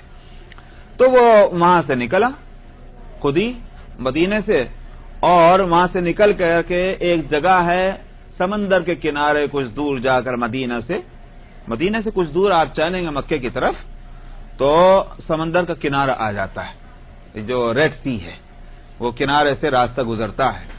میں بھی سب سے پہلے جو حج میں گیا تھا تو مکہ مکرمہ سے مدینہ طیبہ جب میں گیا تو وہ راستہ اب نہیں ہے، لیکن اس راستے سے جانے میں بالکل سمندر جو ہے وہ سامنے بالکل نظر آتا ہے. تو اگر میں نے سوچا بھی کہ جا کر کے میں سمندری اس میں جا کے وضو کر آؤں، لیکن یہ کہ اتنی ضرورت نہیں سمجھی. تو بہرحال وہ جگہ کا نام سیف البحر، تو سیف البحر پہ پہنچ گئے اور وہاں ابو جندل نے اپنا ٹھکانہ وہیں بنا لیا، اکیلا بس وہیں بیٹھ گیا، نہ مکے جائے اور مدینے سے تو اب جانے کا سوال نہیں، اس لیے کہ رسول اللہ صلی اللہ علیہ وسلم تو واپس ہی کر دیں گے.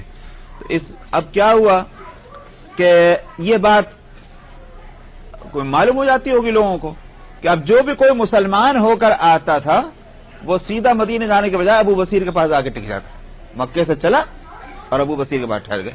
تو یہاں ایک کیا ہوا، ایک جتھا بن گیا. اصابہ کا لفظ خاص طور پر اردو میں جس کو جتھا کہتے ہیں یعنی چھوٹی سی جماعت، یہاں ایک جتھا بن گیا. فواللہ ما یسمعون، تو بخدا جب کسی قافلے کو دیکھتے کہ ادھر سے گزر رہا ہے مکے والوں کا، یہ ان پہ حملہ کرتے، چونکہ وہ قافلے گزرتے تھے سیریا جانے کے لیے. تو یہ کہہ رہے ہیں کہ قریش شام، جب کوئی قافلہ گزرتا یہ اس کے راستے میں آتے اور ان کو مارتے لوگوں کو اور ان کا مال لے لیتے. یہ سلسلہ برابر چلتا رہا. ایک طرح کی ایک ڈاکہ زنی کی صورت انہوں نے پیدا کر دی تاکہ مکے والے پریشان ہو جائیں. مقصد یہ تھا، نیت ان کی یہ تھی، اور جو مال ملے گا اپنے خرچے ورچے میں کام آیا. قریش نے جب دیکھا کہ بھئی ہمارا راستہ خطرے میں پڑ گیا، کوئی قافلہ جو ہے اب عافیت کے ساتھ تجارت کے لیے شام کی طرف نہیں جا پاتا، یہ لوٹ مار ہو جاتی ہے، اور یہ ہیں مسلمان. تو انہوں نے نبی کریم صلی اللہ علیہ وسلم کے پاس درخواست بھیجی اور اللہ کا واسطہ دیا اور رحم کی درخواست کی کہ خدا کے واسطے آپ جو ہیں ان لوگوں کو اپنے پاس بلا لیجئے تاکہ ہمارا راستہ پرامن ہو جائے. تو یہ درخواست انہوں نے کی. نبی کریم صلی اللہ علیہ وسلم نے اس کے بعد ان کو بھیج دیا، ان کے پاس پیغام بھیجا تم اب مدینے آ سکتے ہو. مکے والوں نے تم کو اجازت دے دی، درخواست کی ہے تم مدینے میں رہ لو. خود گویا انہوں نے اپنے ایگریمنٹ کے خلاف کر لیا. سمجھ میں آیا؟ یہ بس چلیے. ابن عازب قال صالح النبي صلى الله عليه وسلم المشركين يوم الحديبية على 3 أشياء: على من أتاه من المشركين رده إليهم، ومن أتاهم من المسلمين لم يردوه، وعلى أن يدخلها من قابل ويقيم بها 3 أيام ولا يدخلها إلا بهلبان السلاح والسيف والقوس ونحوه. فجاء ابو جندل يحجل في قيوده فرده إليهم. متفق علیہ. اصل میں کتاب الصلح کے اندر یہ حدیثیں جو لا رہے ہیں اس سے اس بات کو بتلانا ہے کہ دشمنوں سے جو عقیدے کی بنیاد پر جن سے مخالفت ہے ان سے صلح ہو سکتی ہے.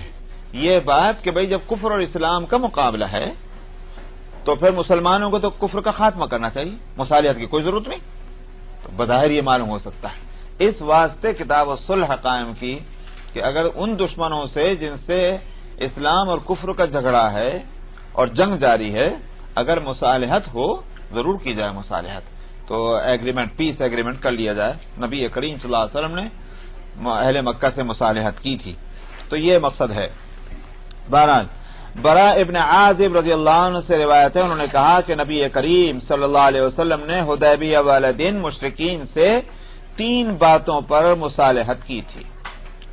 اس بات پر کہ مشرکین میں سے کوئی ان کے پاس آئے گا نبی کریم صلی اللہ علیہ وسلم کے پاس تو آپ اس آدمی کو مشرکین کی طرف واپس بھیج دیں گے، اور مسلمانوں میں سے اگر کوئی مشرکین کے پاس چلا گیا تو وہ اس کو واپس نہیں کریں گے۔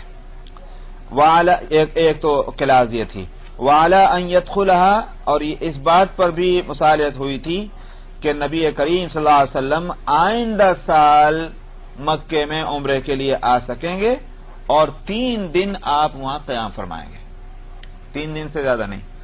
چنانچہ دوسرے سال آپ تشریف لے گئے تو یہ ہوا کہ مکے والوں نے مکہ خالی کر دیا اور باہر نکل گئے، اور تیسرا دن ہوا تو وہ ان میں کہ ایک آدمی حضرت علی رضی اللہ عنہ کے پاس آیا اور کہا کہ جا کر اپنے صاحب سے کہو تمہارا ٹائم پورا ہو رہا، آپ نکلو یہاں سے۔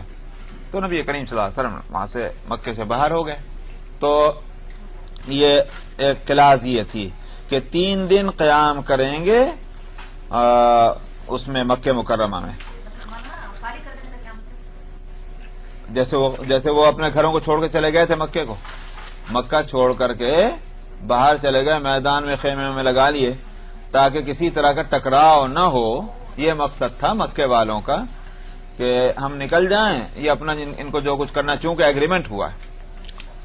ولا يدخلها، تیسری کلاس یہ تھی کہ وہ نہیں داخل ہوں گے مکے میں مگر جو ہتھیار اور تلوار اور کمان، یعنی ہتھیاروں کو ایک تھیلے میں رکھے ہوئے ہوں گے، نیا وہ مطلب یہ ہے کہ باہر نہیں ہوں گے تلوار، وہی ان کے ہتھیار وہ رکھے ہوئے ہوں گے تھیلے کے اندر۔ اصل میں حلبان ایک ایسے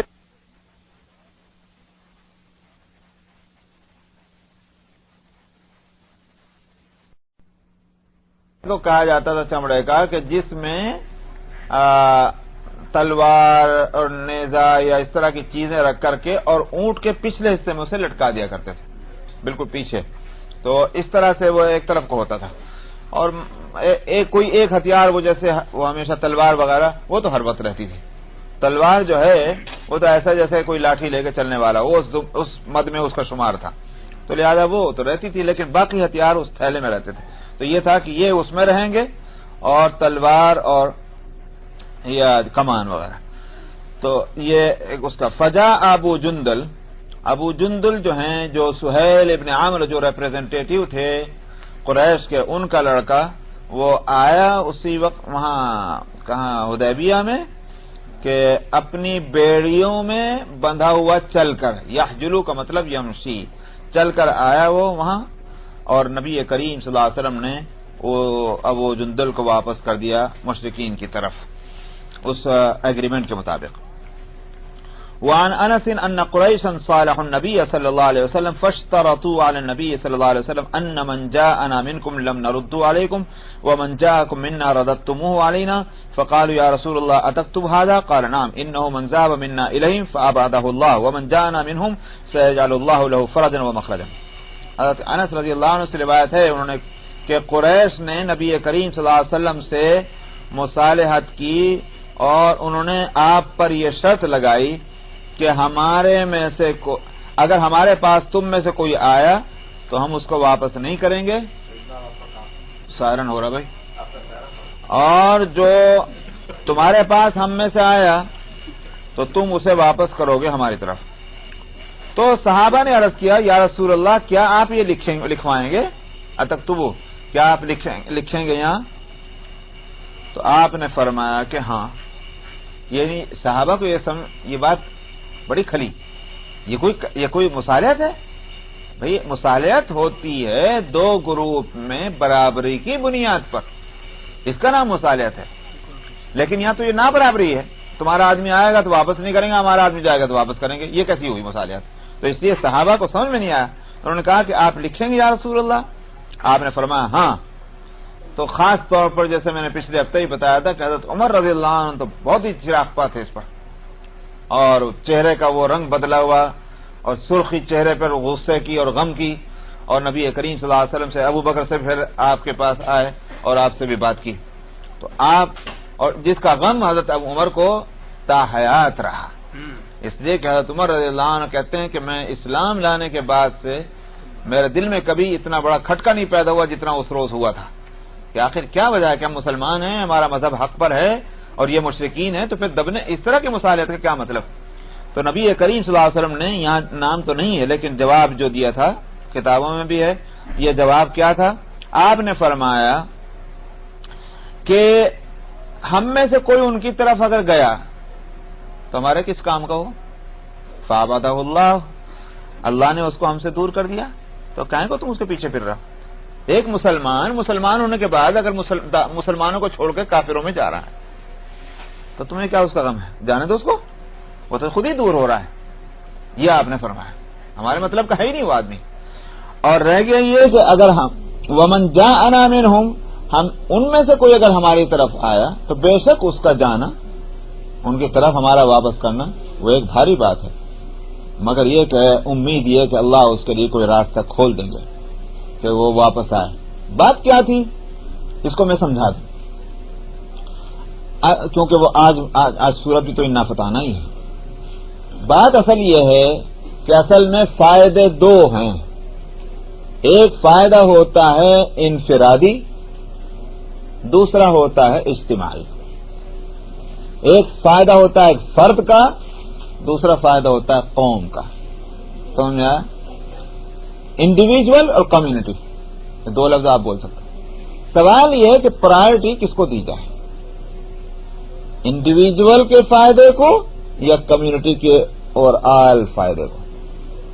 ظاہر ہے کہ سوچنے والی عقل جو ہے، ایموشنل اور جذبات میں اگر کچھ بھی کہیے، لیکن اگر ٹھنڈے دل اور دماغ سے سوچا جائے گا تو یہ کہا جائے گا کہ بھئی ایک آدمی کا فائدہ تھوڑی دیکھا جائے گا پورے کمیونٹی کے فائدے کو.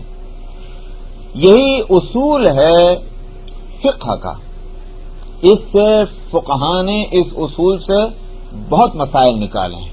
الاشباہ والنظائر اصول فقہ کی مشہور کتاب ہے ابن نجیم کی، اس میں بھی یہ بات لکھی ہوئی ہے کہ جماعت کا فائدہ جو ہے وہ مقدم ہوگا. حکومت بھی جب پالیسی بنائے، اسلامی حکومت اور قوانین بنائے، وہ اس بات کی رعایت رکھیں گے کہ اجتماعی فائدہ کن چیزوں کے اندر ہے. فرد کے فائدے کو اس کے مقابلے میں نہیں پرائرٹی دی جا سکتی. یہاں صورت جو تھی وہ یہ تھی کہ اس میں اگر نقصان ہے واپس کرنے میں، جو ایک شخص مسلمان ہو کر آیا ہے مکے سے، تو نقصان ہے، کھلا نقصان ہے. اس بیچارے کو تو مصیبت میں ڈال لیں آپ کہ پھر سے وہ مشرکین کو واپس دے رہے ہیں. لیکن یہ نقصان ایک فرد کا ہے، دو کا ہے، چار کا ہے.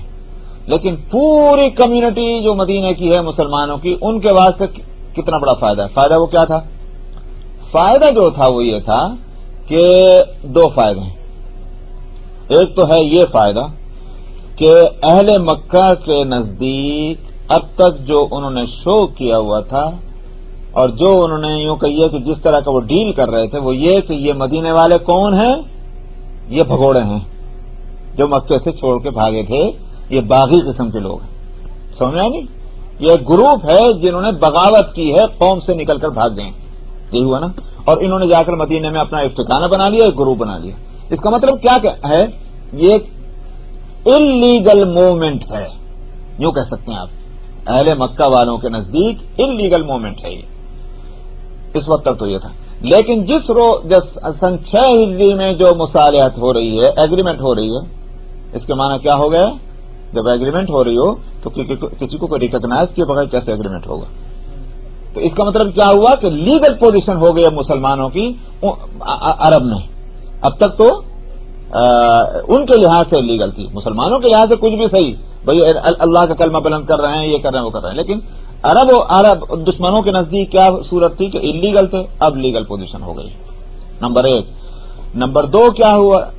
دوسرا ایک اور فائدہ یہ ہوا کہ یہ جو انہوں نے کہا کہ آئندہ سال آنا عمرہ کرنے کے واسطے، اس کا مطلب یہ ہوا کہ انہوں نے اس کو تسلیم کر لیا کہ ان کا مذہب آسمانی مذاہب میں کا ایک مذہب ہے جن کو بیت اللہ میں آ کر کے حج اور عمرہ کرنے کا حق ہے۔ ایک دوسرا فائدہ ہوا کہ نہیں ہوا؟ اور تیسرا فائدہ جو ہے وہ یہ کہ ایک کلاس یہ تھی کہ 10 سال تک جو ہے دونوں آپس میں ایک دوسرے سے لڑیں گے نہیں، اور ایک دوسرے کے نہ چوری نہ چھپے نہ علانیہ ایک دوسرے کو نقصان نہیں پہنچائیں گے۔ اچھا، وہ پہلی کلاس جو جس کو میں نے ابھی ذکر کیا کہ ان کو لیگلائز کرنے کا، اسی میں یہ بات بھی شامل تھی ایک کلاس کہ عرب کے قبائل کو اس بات کا اختیار ہوگا کہ وہ ان دو فریقوں میں سے جس کے ساتھ لگنا چاہیں لگ جائیں۔ معلوم ہوا کہ انہوں نے اس کو تسلیم کر لیا کہ ہم ایک فریق اور یہ ایک فریق، انلیگل نہ یہ نہ ہم، اور پورے عرب کو یہ چھوٹ دے دی کہ تم چاہو ان کے ساتھ مل کے رہنا، تم چاہو تو ہمارے ساتھ مل کے رہنا۔ چنانچہ بنو خزاعہ جو ان کے ساتھ مل گئے، بنو بکر جو ہیں بنو بکر وہ مکے والوں کے ساتھ مل گئے، یہ اور 10 سال 9 وار پیکٹ ہو گیا۔ تو ظاہر بات ہے کہ مدینے والوں کے لیے کتنی اطمینان کی بات ہوئی، اجتماعی بات، کہ وہ جو ہر وقت ایک خطرہ یہ تھا کہ پتہ نہیں کب چڑھ دوڑیں، پتہ نہیں کب حملہ کر دیں، ہر وقت ہتھیار لے کے چلا پھرا کرتے تھے، وہ بات ختم ہو گئی۔ یہ ہے اجتماعی فائدہ۔ تو نبی کریم صلی اللہ علیہ وسلم نے وہ انڈیویجول نقصان کو مسلمانوں کے 1 2 4 جو کچھ مکے سے چل کے آتے اس کو گوارا فرمایا، اور یہ فائدہ جو عظیم الشان فائدہ ہے اس کو آپ نے قبول کیا۔ یہی وہ وجہ ہے جس کی وجہ سے اللہ نے ان کو فتح کہا۔ تو صاحب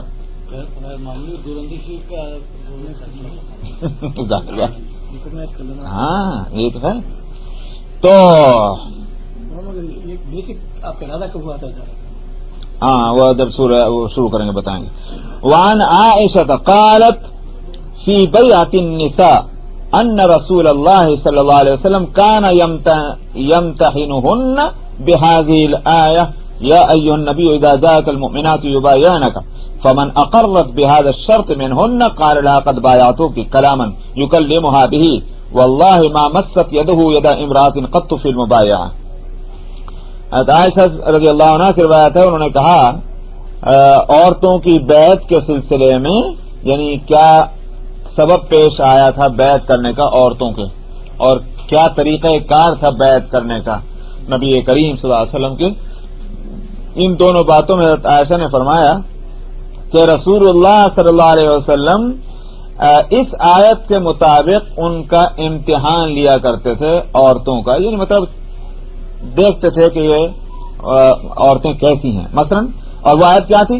یا ایھا النبی، سورہ ممتحنہ تھی، یا ایھا النبی اذا جاءک المؤمنات یبایعنک علی ان لا یشرکن باللہ شیئا ولا یسرقن ولا یزنین ولا یقتلن اولادہن ولا یأتین ببہتان یفترینہ بین ایدیہن وارجلہن ولا یعصینک فی معروف فبایعہن واستغفر لہن اللہ۔ اس سورہ ممتحنہ کی آیت کہ اے نبی جب آپ کے پاس ایمان والیاں آئیں بیعت کرنے آپ سے تو وہ بیعت کریں آپ سے اس بات پر کہ وہ شرک نہ کریں گے اللہ کے ساتھ کسی چیز کا بھی، ولا یسرقنا، چوری نہیں کریں گی۔ چوری کا مطلب خالی پیسے کی چوری نہیں ہوتی، میاں سمجھا، عام ہے، پیسہ بھی اس میں شامل ہے، اور اسی طرح سے جو جن چیزوں کو بھی امانت قرار دیا جائے گا، مثلا آپ کہتے ہیں اے بھائی دیکھنا یہ میرا راز ہے، امانت، امانت کا لفظ جس طرح سے عام ہے اسی طرح سے چوری کا لفظ بھی عام ہوگا۔ ولا یسرقنا ولا یزنین، اور زنا نہیں کریں گی، ولا یقتلن اولادہن، اور اپنے بچوں کو قتل نہیں کریں گی، ماریں گی نہیں۔ اس زمانے میں قتل کا جو طریقہ تھا اور اس زمانے میں جو بھی طریقہ ہو، لیکن قتل نہیں کریں گے اپنی عورتوں۔ ولا یقتلن اولادہن ولا یأتین ببہتان یفترینہ بین ایدیہن وارجلہن، اور قرآن کا دیکھیے ادب، قرآن شریف میں بین ایدیہن و ارجلہن، وہ بہتان نہ کھڑا کریں جو کھڑا ہو ان کے ہاتھوں اور پیروں کے بیچ میں سے۔ دیکھا آپ نے کتنے ادب ہیں قرآن شریف کے۔ مطلب کیا ہے، بچہ پیدا ہوا، تعلق کسی اور سے تھا، اس سے بچہ پیدا ہوا، کہہ رہے ہیں کہ یہ میرے شوہر کا ہے، یہ ہے مطلب، یہ حرکت نہ کریں کیونکہ نسب کا بگاڑنا صحیح نہیں ہے۔ اور ولا یعصینک فی معروف، آپ کے نافرمانی نہیں کریں گی جو دین کی مشہور اور جانی پہچانی باتیں ان کے اندر، فبایعہن، آپ ان سے بیعت کر لیں، اور واستغفر لہن اللہ، اور ان کے واسطے مغفرت بھی چاہیں۔ اس سے ایک تو بیعت کی اصل معلوم ہوئی کہ بیعت کی جانی، نبی کریم صلی اللہ علیہ وسلم نے بیعت فرمائی۔ ظاہر ہے کہ یہ قتال کی بیعت نہیں تھی۔ بعض لوگ سمجھتے ہیں بس بیعت جنگ ہی کی ہوتی ہے، ایسا نہیں، عورتوں سے جنگ کی بیعت تھوڑی تھی، اللہ میں نے کہاں فرمایا۔ یہ تو اسلام کے احکام اور عوامر پر اور عقیدے کی پختگی پر اور اعمال کی درستگی پر بیعت ہے۔ ایک تو یہ کہ بیعت کی، دوسری بات یہ کہ پیر صاحب خالی بیعت کر کے نہ چلتے بنے، بلکہ یہ کہ وہ اپنے زیر بیعت جو ہیں، جن کو بھی بیعت کیا ان کی اصلاح کی فکر میں رہیں اور دل متوجہ رہے، ان کے لیے مغفرت کی اور بہتری کی دعائیں کرتے رہیں۔ یہ واستغفر لہن اللہ، ان کے واسطے آپ مغفرت کی دعائیں کریں، ان اللہ غفور رحیم۔ تو اس آیت کے مطابق آپ جو ہیں ان کو جانچتے تھے اور ان کو بیعت کرتے تھے۔ فمن اقرت، جو اس شرط پر کا اقرار کر لے ان میں سے، تو آپ اس سے فرماتے تھے میں نے تجھے بیعت کر لیا ہے۔ آپ الفاظ سے فرماتے تھے میں نے تجھے بیعت کر لیا۔ یکلمھا بھی، اور کہتے ہیں عائشہ بخدا نبی کریم صلی اللہ علیہ وسلم کے ہاتھ نے کسی عورت کے ہاتھ کو نہیں چھوا۔ یہ اس لیے کہہ رہے ہیں کہ مردوں سے آپ کی بیعت جو ہوتی تھی وہ ہاتھ کو ہاتھ ملا کر ہوتی تھی، جیسے کہ وہاں حدیبیہ میں بھی ہوئی۔ یہاں تک کہ حضرت عثمان رضی اللہ عنہ کے طرف سے جب آپ نے بیعت کی تو اپنے ایک ہاتھ کو دوسرے ہاتھ پہ مارا کہ یہ عثمان کی طرف سے ہے۔ تو مردوں سے تو اس طرح ہوتی تھی، عورتیں سے آپ زبان سے فرما دیتے تھے، جب وہ اقرار کرتی ہیں کہ ہم یہ کریں گے یہ کریں گے یہ کریں گے، تو آپ فرماتے تھے میں نے تمہیں بیعت کر لیا۔ تو آپ کے ہاتھ نے کسی عورت کے ہاتھ کو کبھی نہیں چھوا بیعت کرنے کے اندر، تو معلوم طریقہ بیعت کا یہ ہے، مرد سے بیعت ہو اس کے ہاتھ کو ہاتھ میں لے لو، عورتوں سے بیعت ہو تو اس طرح سے یا تو زبان سے کہہ دو، اور اگر ایسا ہی بہت ہوا تو کوئی کپڑا لے کر کے جب ایک کنارہ خود پکڑ لیجیے دوسرا کنارہ وہ بھی ہو سکتا ہے، وہ پکڑ لے۔ چلیے، اور فصل دوم حدیث نمبر 3867 3867 پیج نمبر 95۔ بسم اللہ الرحمن الرحیم۔ عن المسور ومروان انہم اصطلحوا على وضع الحرب 10 سنين يأمن فيه الناس وعلى ان بيننا عيبة مكفوفة وانه لا اسلال ولا اغلال۔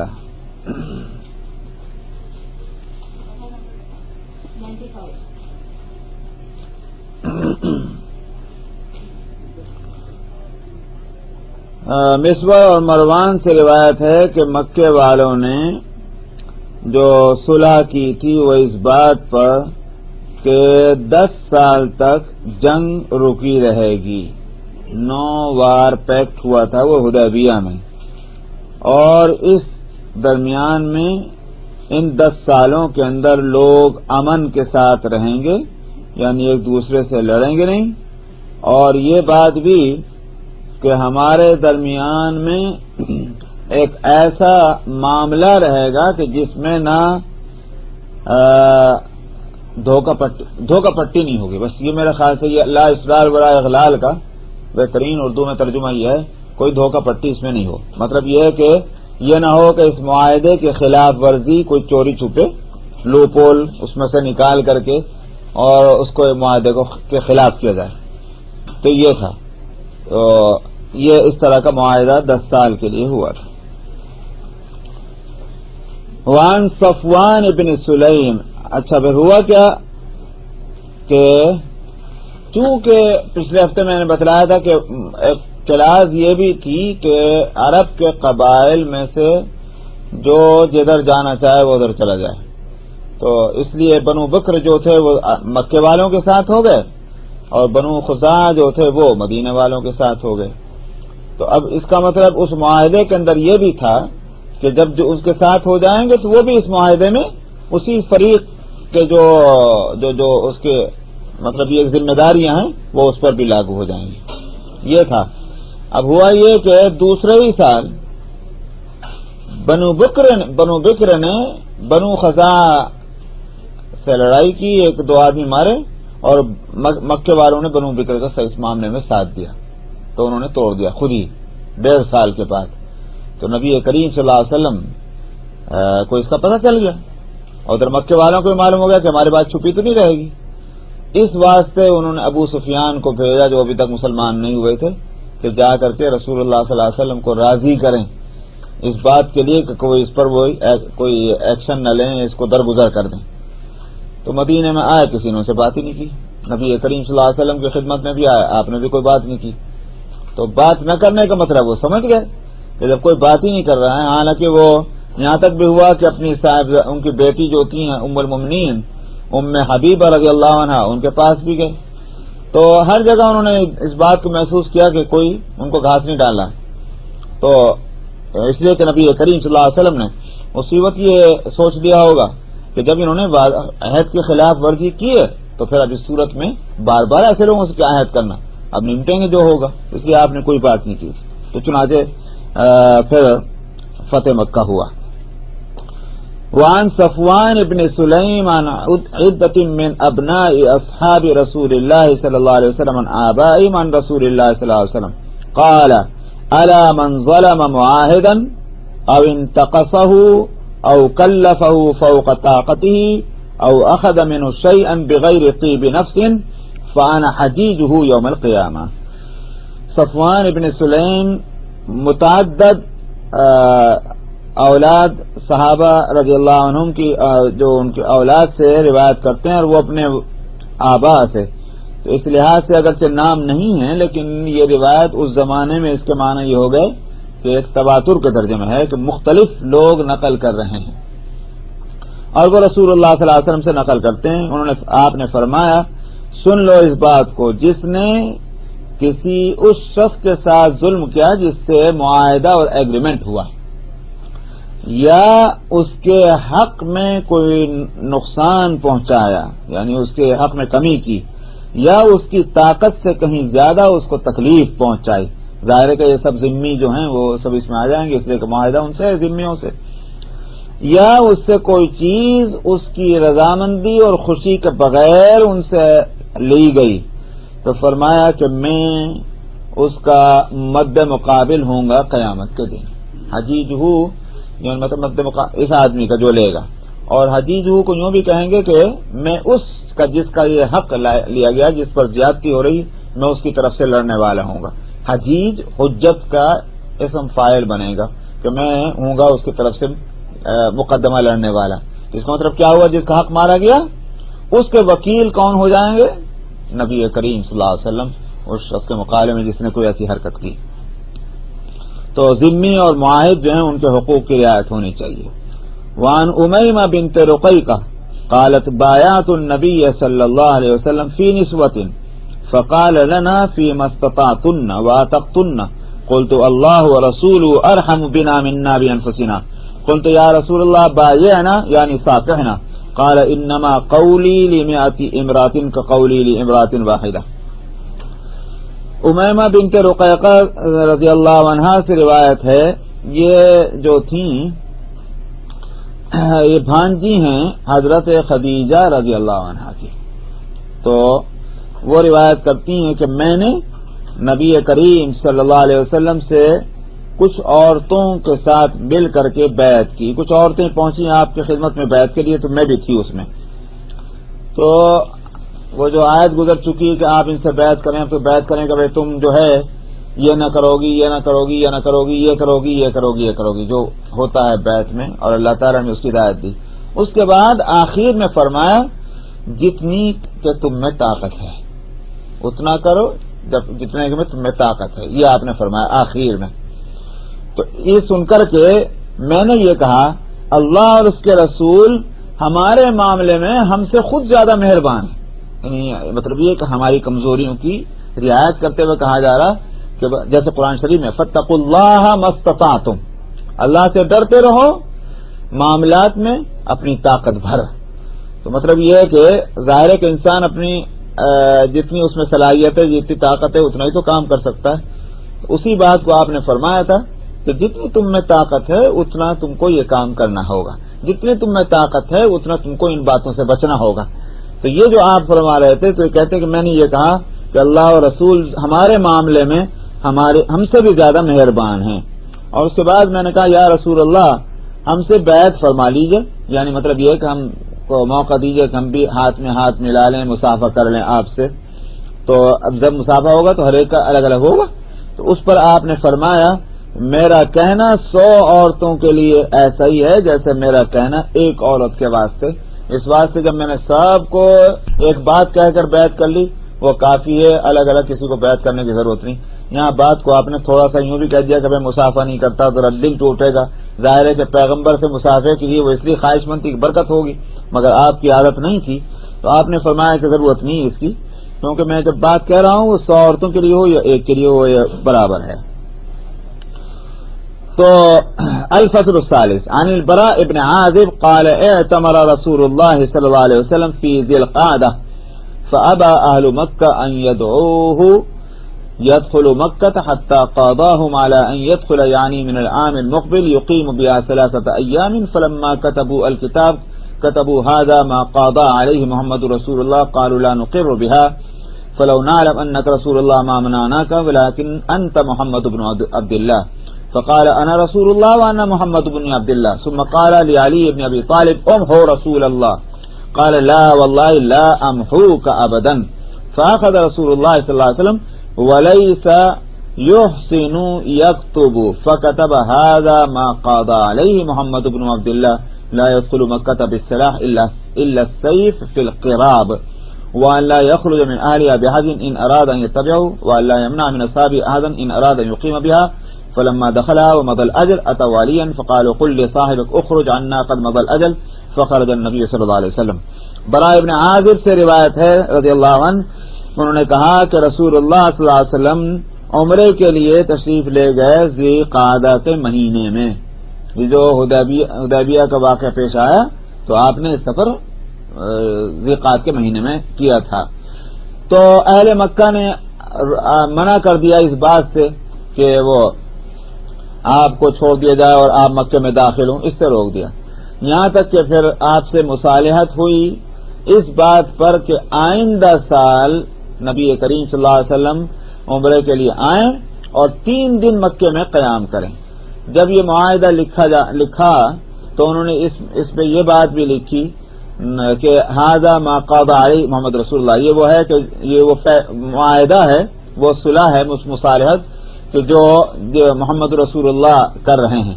تو ان لوگوں نے کہا کہ ہم تو اس کا اقرار ہی نہیں کرتے کہ محمد رسول اللہ، اگر ہم جانتے کہ تم رسول اللہ ہو تو ہم کہیں کو منع کرتے تمہیں اس مکے میں آنے سے، لیکن آپ جو ہے محمد ابن عبداللہ ہیں. تو نبی مطلب یہ کہ یہ لکھا جائے. تو آپ نے فرمایا کہ میں تو رسول اللہ بھی ہوں اور محمد ابن عبداللہ بھی ہوں، اس ہمارے انکار سے تو فرق نہیں پڑے گا. پھر آپ نے حضرت علی ابن ابی طالب رضی اللہ عنہ سے جو وہ لکھ رہے تھے، آپ نے فرمایا کہ رسول اللہ مٹا دو ہو. تو انہوں نے کہا کہ نہیں بخدا میں آپ کو کبھی بھی نہیں مٹاؤں گا. لفظ سن لیجئے کیا ہے.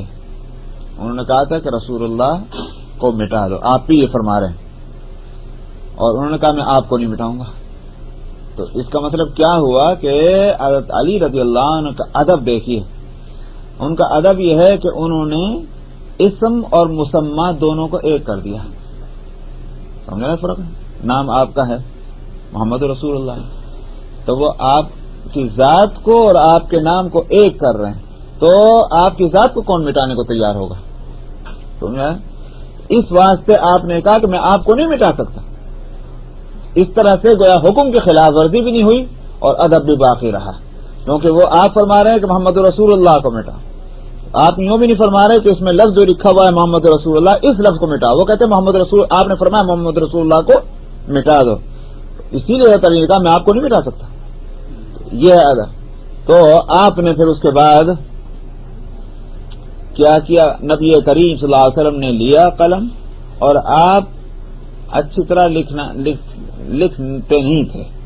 وَلَيْسَ يُحْسِنُ يَكْتُبُ، آپ کو لکھنا نہیں آتا تھا. مطلب یہ ہے فکتبہ، تو آپ نے یہ لکھا کہ ھذا ما قاضى علیہ محمد بن عبداللہ، یہ وہ معاہدہ ہے کہ جو جس کا محمد بن عبداللہ جس پر فیصلہ کر رہے ہیں یا ایک اس میں حصہ لے رہے ہیں۔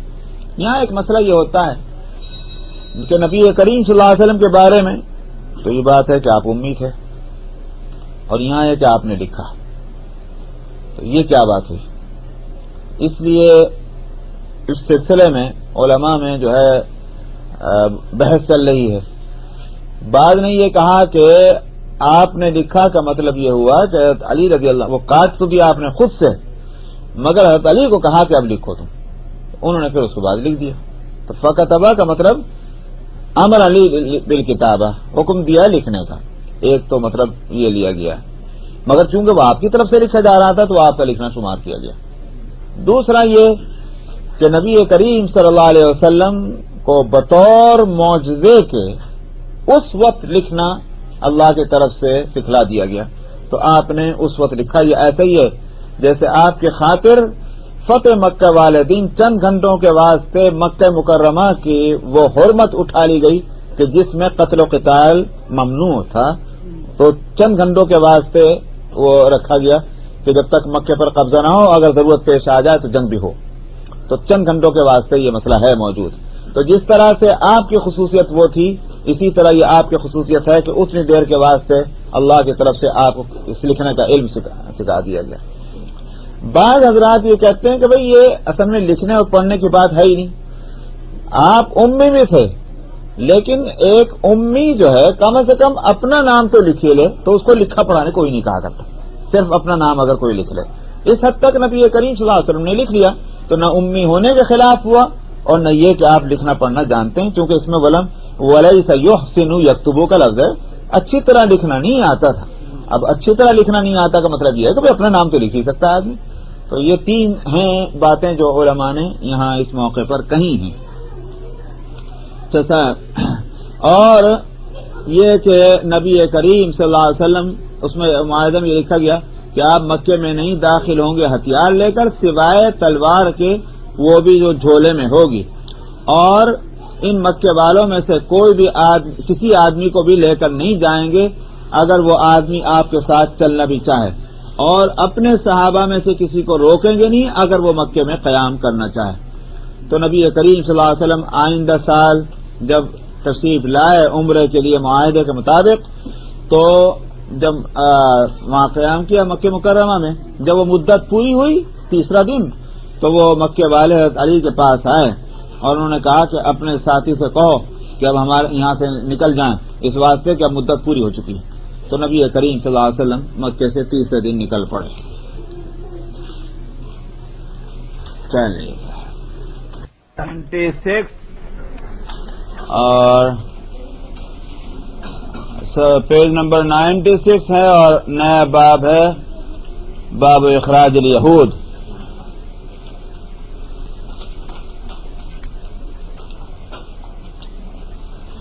بسم اللہ الرحمن الرحیم۔ باب اخراج الیہود من جزیرۃ العرب۔ الفصل الاول عن ابی ہریرۃ قال بینا نحن فی المسجد خرج النبی صلی اللہ علیہ وسلم فقال انطلقوا الى یہود فخرجنا معه حتى جئنا بیت المدراس فقام النبی صلی اللہ علیہ وسلم فقال یا معشر یہود اسلموا تسلموا اعلموا ان الارض للہ ولرسولہ وانی اريد ان اجلیکم من هذه الارض فمن وجد منکم بماله شیئا فلیبعه۔ یہود کا جزیرۃ العرب سے اخراج، اس میں یہ مسئلہ یہ حدیثیں آ رہی ہیں۔ جزیرۃ العرب اصل میں اس ایریے کو کہا جاتا ہے عرب کے کہ جس کی ساؤتھ میں حد تو یمن اور عدن ہے، اور نارتھ میں سیریا کا بارڈر، اور ایسٹ میں چلے جائیے تو جو پرشین گلف، اور ویسٹ میں ریڈ سی، یہ پورا جزیرۃ العرب ہے۔ تو جزیرۃ العرب سے یہود اور نصارہ تمام غیر مسلموں کو آخر میں نکال دیا گیا تھا کہ یہ حصہ، یہ علاقہ جو ہے یہ خالصتاً اسلام کے نظام کے قیام کے لیے رہنا چاہیے، کیونکہ یہ مرکز ہے ساری دنیا کا، بیت اللہ وہاں ہے۔ تو اتنے حصے میں بھی اگر یہ ہو کہ جیسے پہلے حدیث گزر چکی ہے کہ ایک زمین کے اندر دو قبلے نہیں ہو سکتے، تو میں نے وہاں بھی بتلایا تھا کہ دو قبلوں کے ماننے والے نہ رہیں، کوئی تو جگہ ایسی ہو کہ جہاں اسلام کو پورے طور پر آزادی کے ساتھ وہاں نفاذ ہو اور کھچڑی نہ پکے ہو مذاہب کی، یہ مقصد تھا۔ اس کے یہ معنی نہیں ہے کہ دنیا میں اور مذہب کے ماننے والوں کو جینے کا حق نہیں ہے، یہ بات نہیں ہے۔ اسی واسطے اسلام اور مسلمان جزیرۃ العرب سے باہر گئے، لیکن وہاں انہوں نے نہ تو نصارہ کے خلاف کوئی کام کیا، نہ یہود کے خلاف کام کیا۔ رہنا اور رہو، جو تمہارے حقوق ہیں وہ تم کو حاصل ہوں گے۔ یہ صرف جزیرۃ العرب کی خصوصیت تھی کہ وہاں ایسا ہو۔ تو حضرت ابو ہریرہ رضی اللہ عنہ سے روایت ہے، انہوں نے کہا کہ اس درمیان کہ ہم مسجد میں موجود تھے تو نبی کریم صلی اللہ علیہ وسلم باہر نکل کر تشریف لائے اپنے حجرہ مبارکہ سے، اپنے حجرے سے۔ آپ نے فرمایا یہود کی طرف چلو، تو ہم نکلے آپ کے ساتھ یہاں تک کہ بیت مدراس تک پہنچ گئے۔ یہ بیت مدراس کیا ہے؟ اصل میں جس کو ہم مسلمانوں کے لیے یہاں مدرسہ کہتے ہیں، یہ ان کے ہاں بیت المدراس کہا جاتا تھا، درس کی جگہ جہاں ان کے مذہبی کتابوں کو پڑھا جاتا تھا، تعلیم دی جاتی تھی، وہ تھی بیت المدراس۔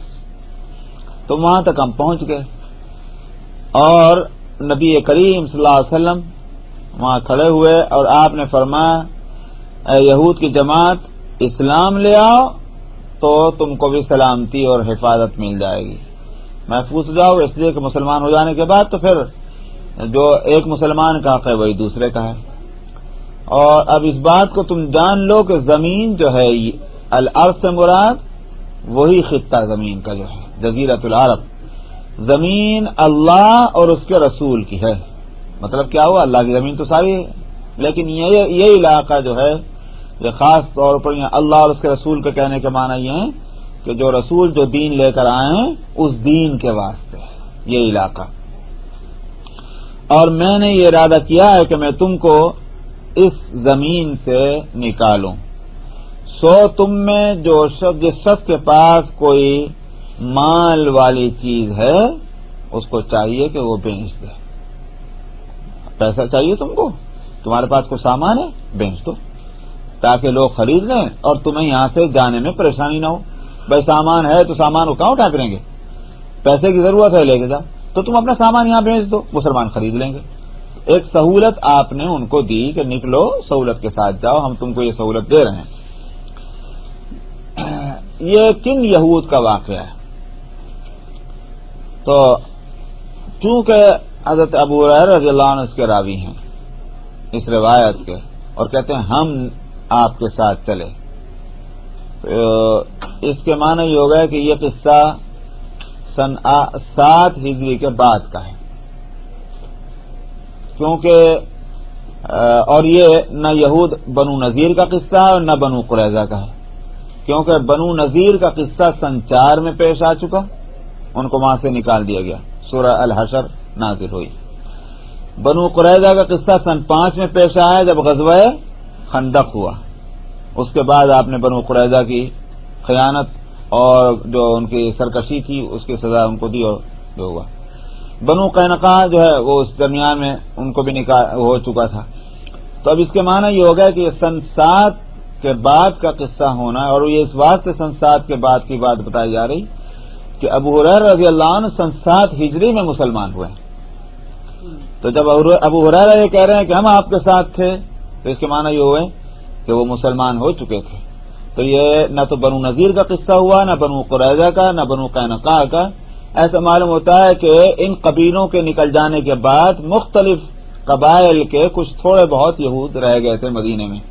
کوئی قبیلہ متعین نہیں تھا، کچھ یہودی رہ گئے تھے جو کوئی بنو قریظہ میں کے ہوں گے، ایک آدھ کچھ بنو نذیر کا ہوگا، اس طرح. تو آپ نے ان کو بھی فرمایا کہ بھائی اب یا تو تمہارے لیے واسطے بھی دو ہی راستے، مسلمان ہو جاؤ یا پھر یہ علاقہ چھوڑ دو، اور تم کو یہ سہولت دی جاتی ہے کہ سامان اپنا بیچ دو بھی، ہاں تو یہاں خرید لیں گے، پیسے تم کو مل جائیں گے. وعن ابن عمر قال قام عمر خطيبا فقال ان رسول الله صلى الله عليه وسلم كان عامل يهود خيبر على اموالهم وقال نقركم ما اقركم الله وقد رأيت اجلاءهم فلما اجمع عمر على ذلك اتاه احد بني ابي الحقيق فقال يا امير المؤمنين اتخرجنا وقد اقرنا محمد وعاملنا على الاموال فقال عمر اظننت انی نسیت قول رسول اللہ صلی اللہ علیہ وسلم کیف بک اذا اخرجت من خیبر تعدو بک قلوسک لیلة بعد لیلة فقال هذه كانت هزیلة من ابی القاسم فقال كذبت يا عدو الله فأجلاهم عمر وأعطاهم قيمة ما كان لهم من الثمرة مالا وإبلا وعروضا من أقطاب وحبال وغیر ذلك. عبداللہ ابن عمر تو یہ نبی کریم صلی اللہ علیہ وسلم نے جو ان کو مدینے سے نکالا تھا تو یہ سب خیبر میں جا کر کے انہوں نے اپنے وہاں ٹھکانہ بنا لیا تھا. جتنے نکلے تھے اس علاقے سے مختلف قبیلے وہاں جا کے جمع ہو گئے تھے. اب آپ سمجھیے کہ بھائی ٹھوکر لگی ہے، سزا ملی ہے، سیدھے ہو جائیں جا کر کے، مگر جن کی طبیعت میں سیدھا ہو ہی نہیں یہ صلاحیت، وہ کہاں سیدھے ہونے والے. وہاں جا کر انہوں نے وہی سرکشیاں شروع کی اور پلاننگ کرنا مسلمانوں کے خلاف، اسلام کے خلاف، وہی سازشیں وہ خیبر میں جا کے کرنی شروع کی تھی. تو غزوہ پیش آیا، غزوہ خیبر، لیکن پھر بھی وہاں یہود خیبر میں، کیونکہ نبی کریم صلی اللہ علیہ وسلم نے جو غزوہ کیا مصالحت کر لی تھی ان سے کہ اتنا مال دیتے رہو گے تو تم یہیں رہتے رہو، اپنی زمینوں میں کھیتیاں کرتے رہو. تو آپ نے صلح کر کے ان کو اجازت دے دی تھی خیبر میں رہنے کی. اس غزوہ کرنے کا مقصد کیا تھا کہ یہ ان کو یہاں آ کر تنبیہ ہو جائے اور یہ سازشوں میں نہ لگے. تو کیونکہ ایک معاہدہ ہو جائے گا، ایگریمنٹ ہو جائے گا، تو یہ اس کا کیا مطلب ہوا، اب یہ انڈر ہمارے کنٹرول میں آ جائیں گے. یہ مصالحت اور ایگریمنٹ کا مقصد تھا. تو اس لیے آپ نے وہ وہاں چڑھائی کی تھی، حملہ کیا تھا، لیکن بہرحال مصالحت ہو گئی تھی. اب آیا حضرت عمر رضی اللہ عنہ کے دور خلافت، وہ اس بارے میں یہ حدیث بتا رہی ہے کہ عبداللہ ابن عمر رضی اللہ عنہ سے روایت ہے، انہوں نے کہا کہ حضرت عمر رضی اللہ عنہ نے خطبہ دیا اور انہوں نے کہا کہ حضرت عمر نے کہ رسول اللہ صلی اللہ علیہ وسلم نے خیبر کے یہودیوں سے ان کے مالوں کے بنیاد پر ایک معاملہ فرما لیا تھا، جو ایگریمنٹ ہو گیا تھا، اتنا مال تم دو گے تو یہیں رہتے رہو. اور آپ نے فرمایا تھا نقرکم ما اقرکم اللہ، ہم تم کو اس وقت تک یہاں ٹھہرائے رکھتے ہیں جب تک کہ اللہ تم کو ٹھہرائے رکھے. فار ایور تو نہیں کہا تھا آپ نے، نقرکم ما اقرکم اللہ، جب تک اللہ تم کو ٹھہرائے رکھے جب تک ہم، مطلب کیا ہوا، کوئی حکم آ گیا اللہ کا تو پھر وہ دوسری بات ہوگی. اس وقت تک تم یہاں ٹھہرے رہو، کھیتی کرو، گھروں میں رہو، جو بھی ہے. اب حضرت عمر نے کہا میں اب یہ مناسب سمجھتا ہوں کہ ان کو خیبر سے نکال دیا جائے تاکہ پورا علاقہ جزیرۃ العرب کا جو ہے یہ دار الاسلام بن جائے. فلما اجمع عمر علی ذلک، جب عمر نے اس بات کا پختہ ارادہ کر لیا، فیصلہ کر کے کہ اب اس پر عمل درآمد ہونا ہے، کیونکہ صحابہ کے بیچ میں انہوں نے کھڑے ہو کر خطبہ دیا، صحابہ بھی اس پر ایگری ہو گئے، مطلب یہ ہوا.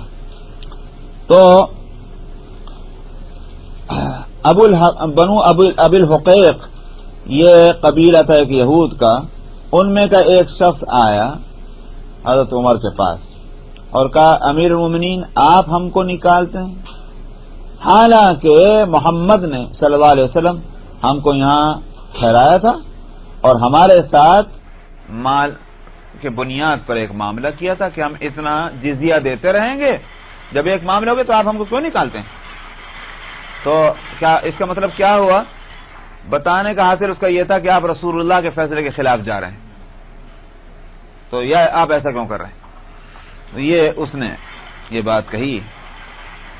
تو حضرت عمر نے فرمایا کہ تو یہ سمجھتا ہے کہ میں رسول اللہ صلی اللہ علیہ وسلم کا فرمانا جو تھا میں بھول گیا ہوں، آپ کا قول جو تھا میں بھول گیا؟ تو میرا خیال یہ ہے، کیا آپ نے فرمایا تھا کہ نبی کریم صلی اللہ علیہ وسلم نے کسی یہود سے اس طرح فرمایا تھا کہ کیا حال ہوگا تیرا اس وقت جب تو خیبر سے نکالا جائے گا اور تو اپنی اونٹنی کے ساتھ ایک رات کے بعد دوسری رات تو مارا بڈارا پھرے گا. مارا بڈارا پھرنا جانتے نہیں بھائی؟ یہ مطلب پریشان ہو کر نکل جانا. یہ ہے تعدو بی کا قلوسو کا، تیری اونٹنی تجھے ایک رات کے بعد دوسری رات لیے پھرے گی. یہ ہے کیا ہوگا اس وقت تیرا حال. تو وہ سمجھ گیا اس بات کو. تو اس نے کہا کہ یہ تو ابو القاسم کا مذاق تھا. یعنی ابو القاسم سے مراد کون؟ نبی کریم صلی اللہ علیہ وسلم کو ابو القاسم کہا جاتا تھا. تو اس نے کہا یہ تو ابو القاسم نے مذاق کیا تھا. مطلب یہ کہ یہ کہا تو تھا.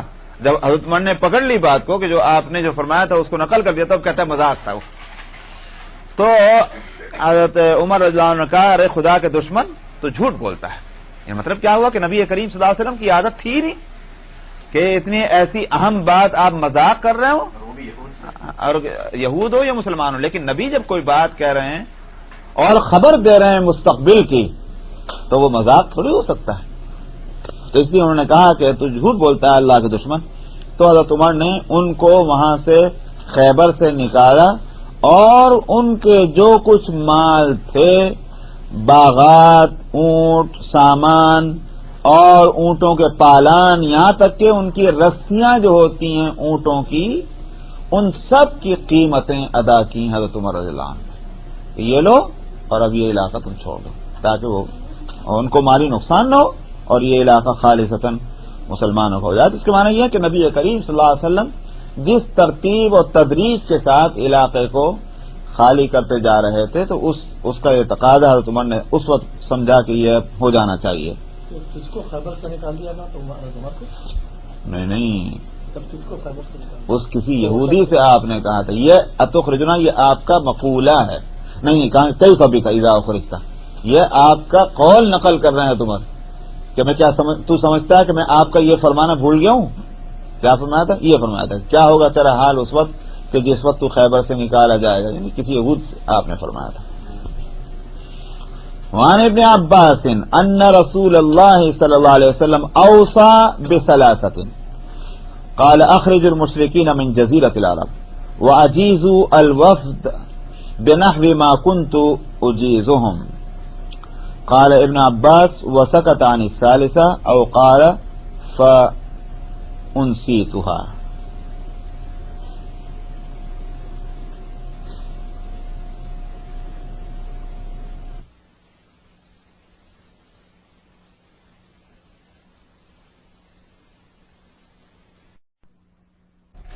ایک تو مشرکین کو جزیرۃ العرب سے نکال دو، یہ روایت ابن عباس کی ہے. تو معلوم ہوا کہ حضرت عمر کا فیصلہ صحیح تھا، اس لیے کہ یہ روایت تو ابن عباس کر رہے ہیں. پہلی روایت جو ہے ابو ہریرہ کی آئی، دوسری ابن عباس کی آئی. اسی واسطے صحابہ جبھی تو حضرت عمر رضی اللہ عنہ کے فیصلے پر سب کے سب مطمئن تھے، کیونکہ کئی کو یہ معلوم تھا کہ نبی کریم صلی اللہ علیہ وسلم یہ فرما چکے تھے. تو آپ نے فرمایا تھا کہ مشرکین کو، اس میں یہود اور نصارہ بھی آ گئے ہیں، نکالو جزیرۃ العرب سے. اور دوسری بات یہ کہ جو ڈیلیگیشن آئیں ان کے ساتھ اسی طرح کا برتاؤ کرو جس طرح کا میں برتاؤ کیا کرتا آیا ہوں. کیا مطلب یہ کہ ان کے احترام ہونا اور ان کو کیا آزادی ملنا آنے کی اور جانے کی جو ڈیلیگیشن آتے ہیں، کیونکہ ڈیلیگیشن جو ہیں وہ ریپریزنٹیٹیو ہوتے ہیں، تو سفرا جس کو بولتے ہیں ایمبیسیڈرز. تو دشمن قوم کا بھی اگر ایمبیسیڈر آئے اس کو پروٹیکشن ملنا چاہیے. تو یہ آپ نے فرمایا کہ جس طرح سے میں ڈیلیگیشن کے ساتھ جو معاملہ کرتا آیا ہوں اور ان کو سہولت دیتا آیا ہوں، تم بھی اسی طرح سہولت دینا. یہ دوسری بات تھی. ابن عباس رضی اللہ عنہ کہتے ہیں کہ وہ خاموش ہو گئے تیسری بات سے، یعنی حضرت ابن عباس رضی اللہ عنہ تیسری بات کو نہیں انہوں نے سنایا اور یوں کہا کہ میں تیسری بات بھول گیا ہوں.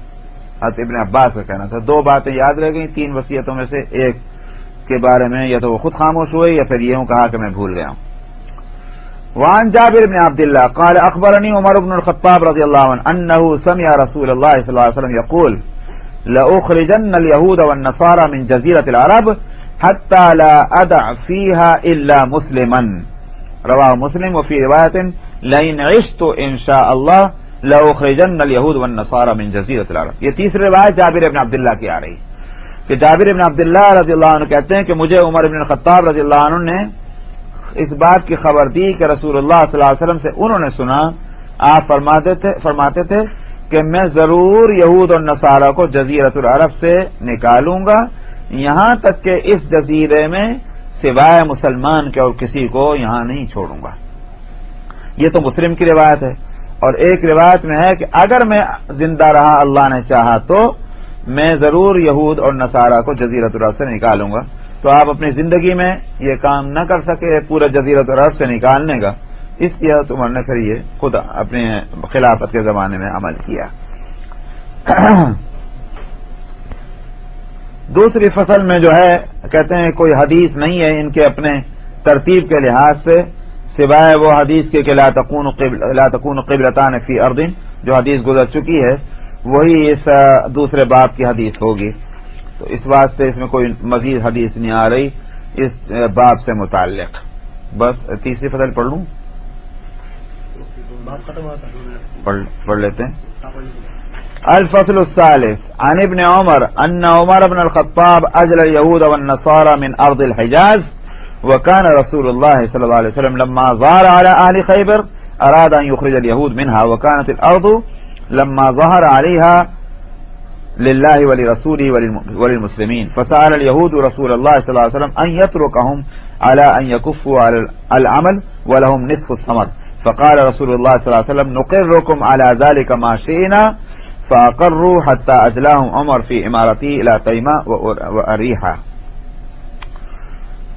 ابن عمر رضی اللہ عنہ سے روایت ہے کہ عمر بن خطاب رضی اللہ عنہ نے یہود اور نصارہ کو حجاز کی زمین سے نکالا اور رسول اللہ صلی اللہ علیہ وسلم جب آپ نے اہل خیبر پر حملہ کیا اور وہاں ان پر قابو پا لیا تو آپ نے یہ ارادہ کیا کہ یہود کو وہاں سے نکالیں. اور جس زمین پر نبی کریم صلی اللہ علیہ وسلم غالب آیا کرتے تھے تو وہ زمین اللہ کے اور اس کے رسول کے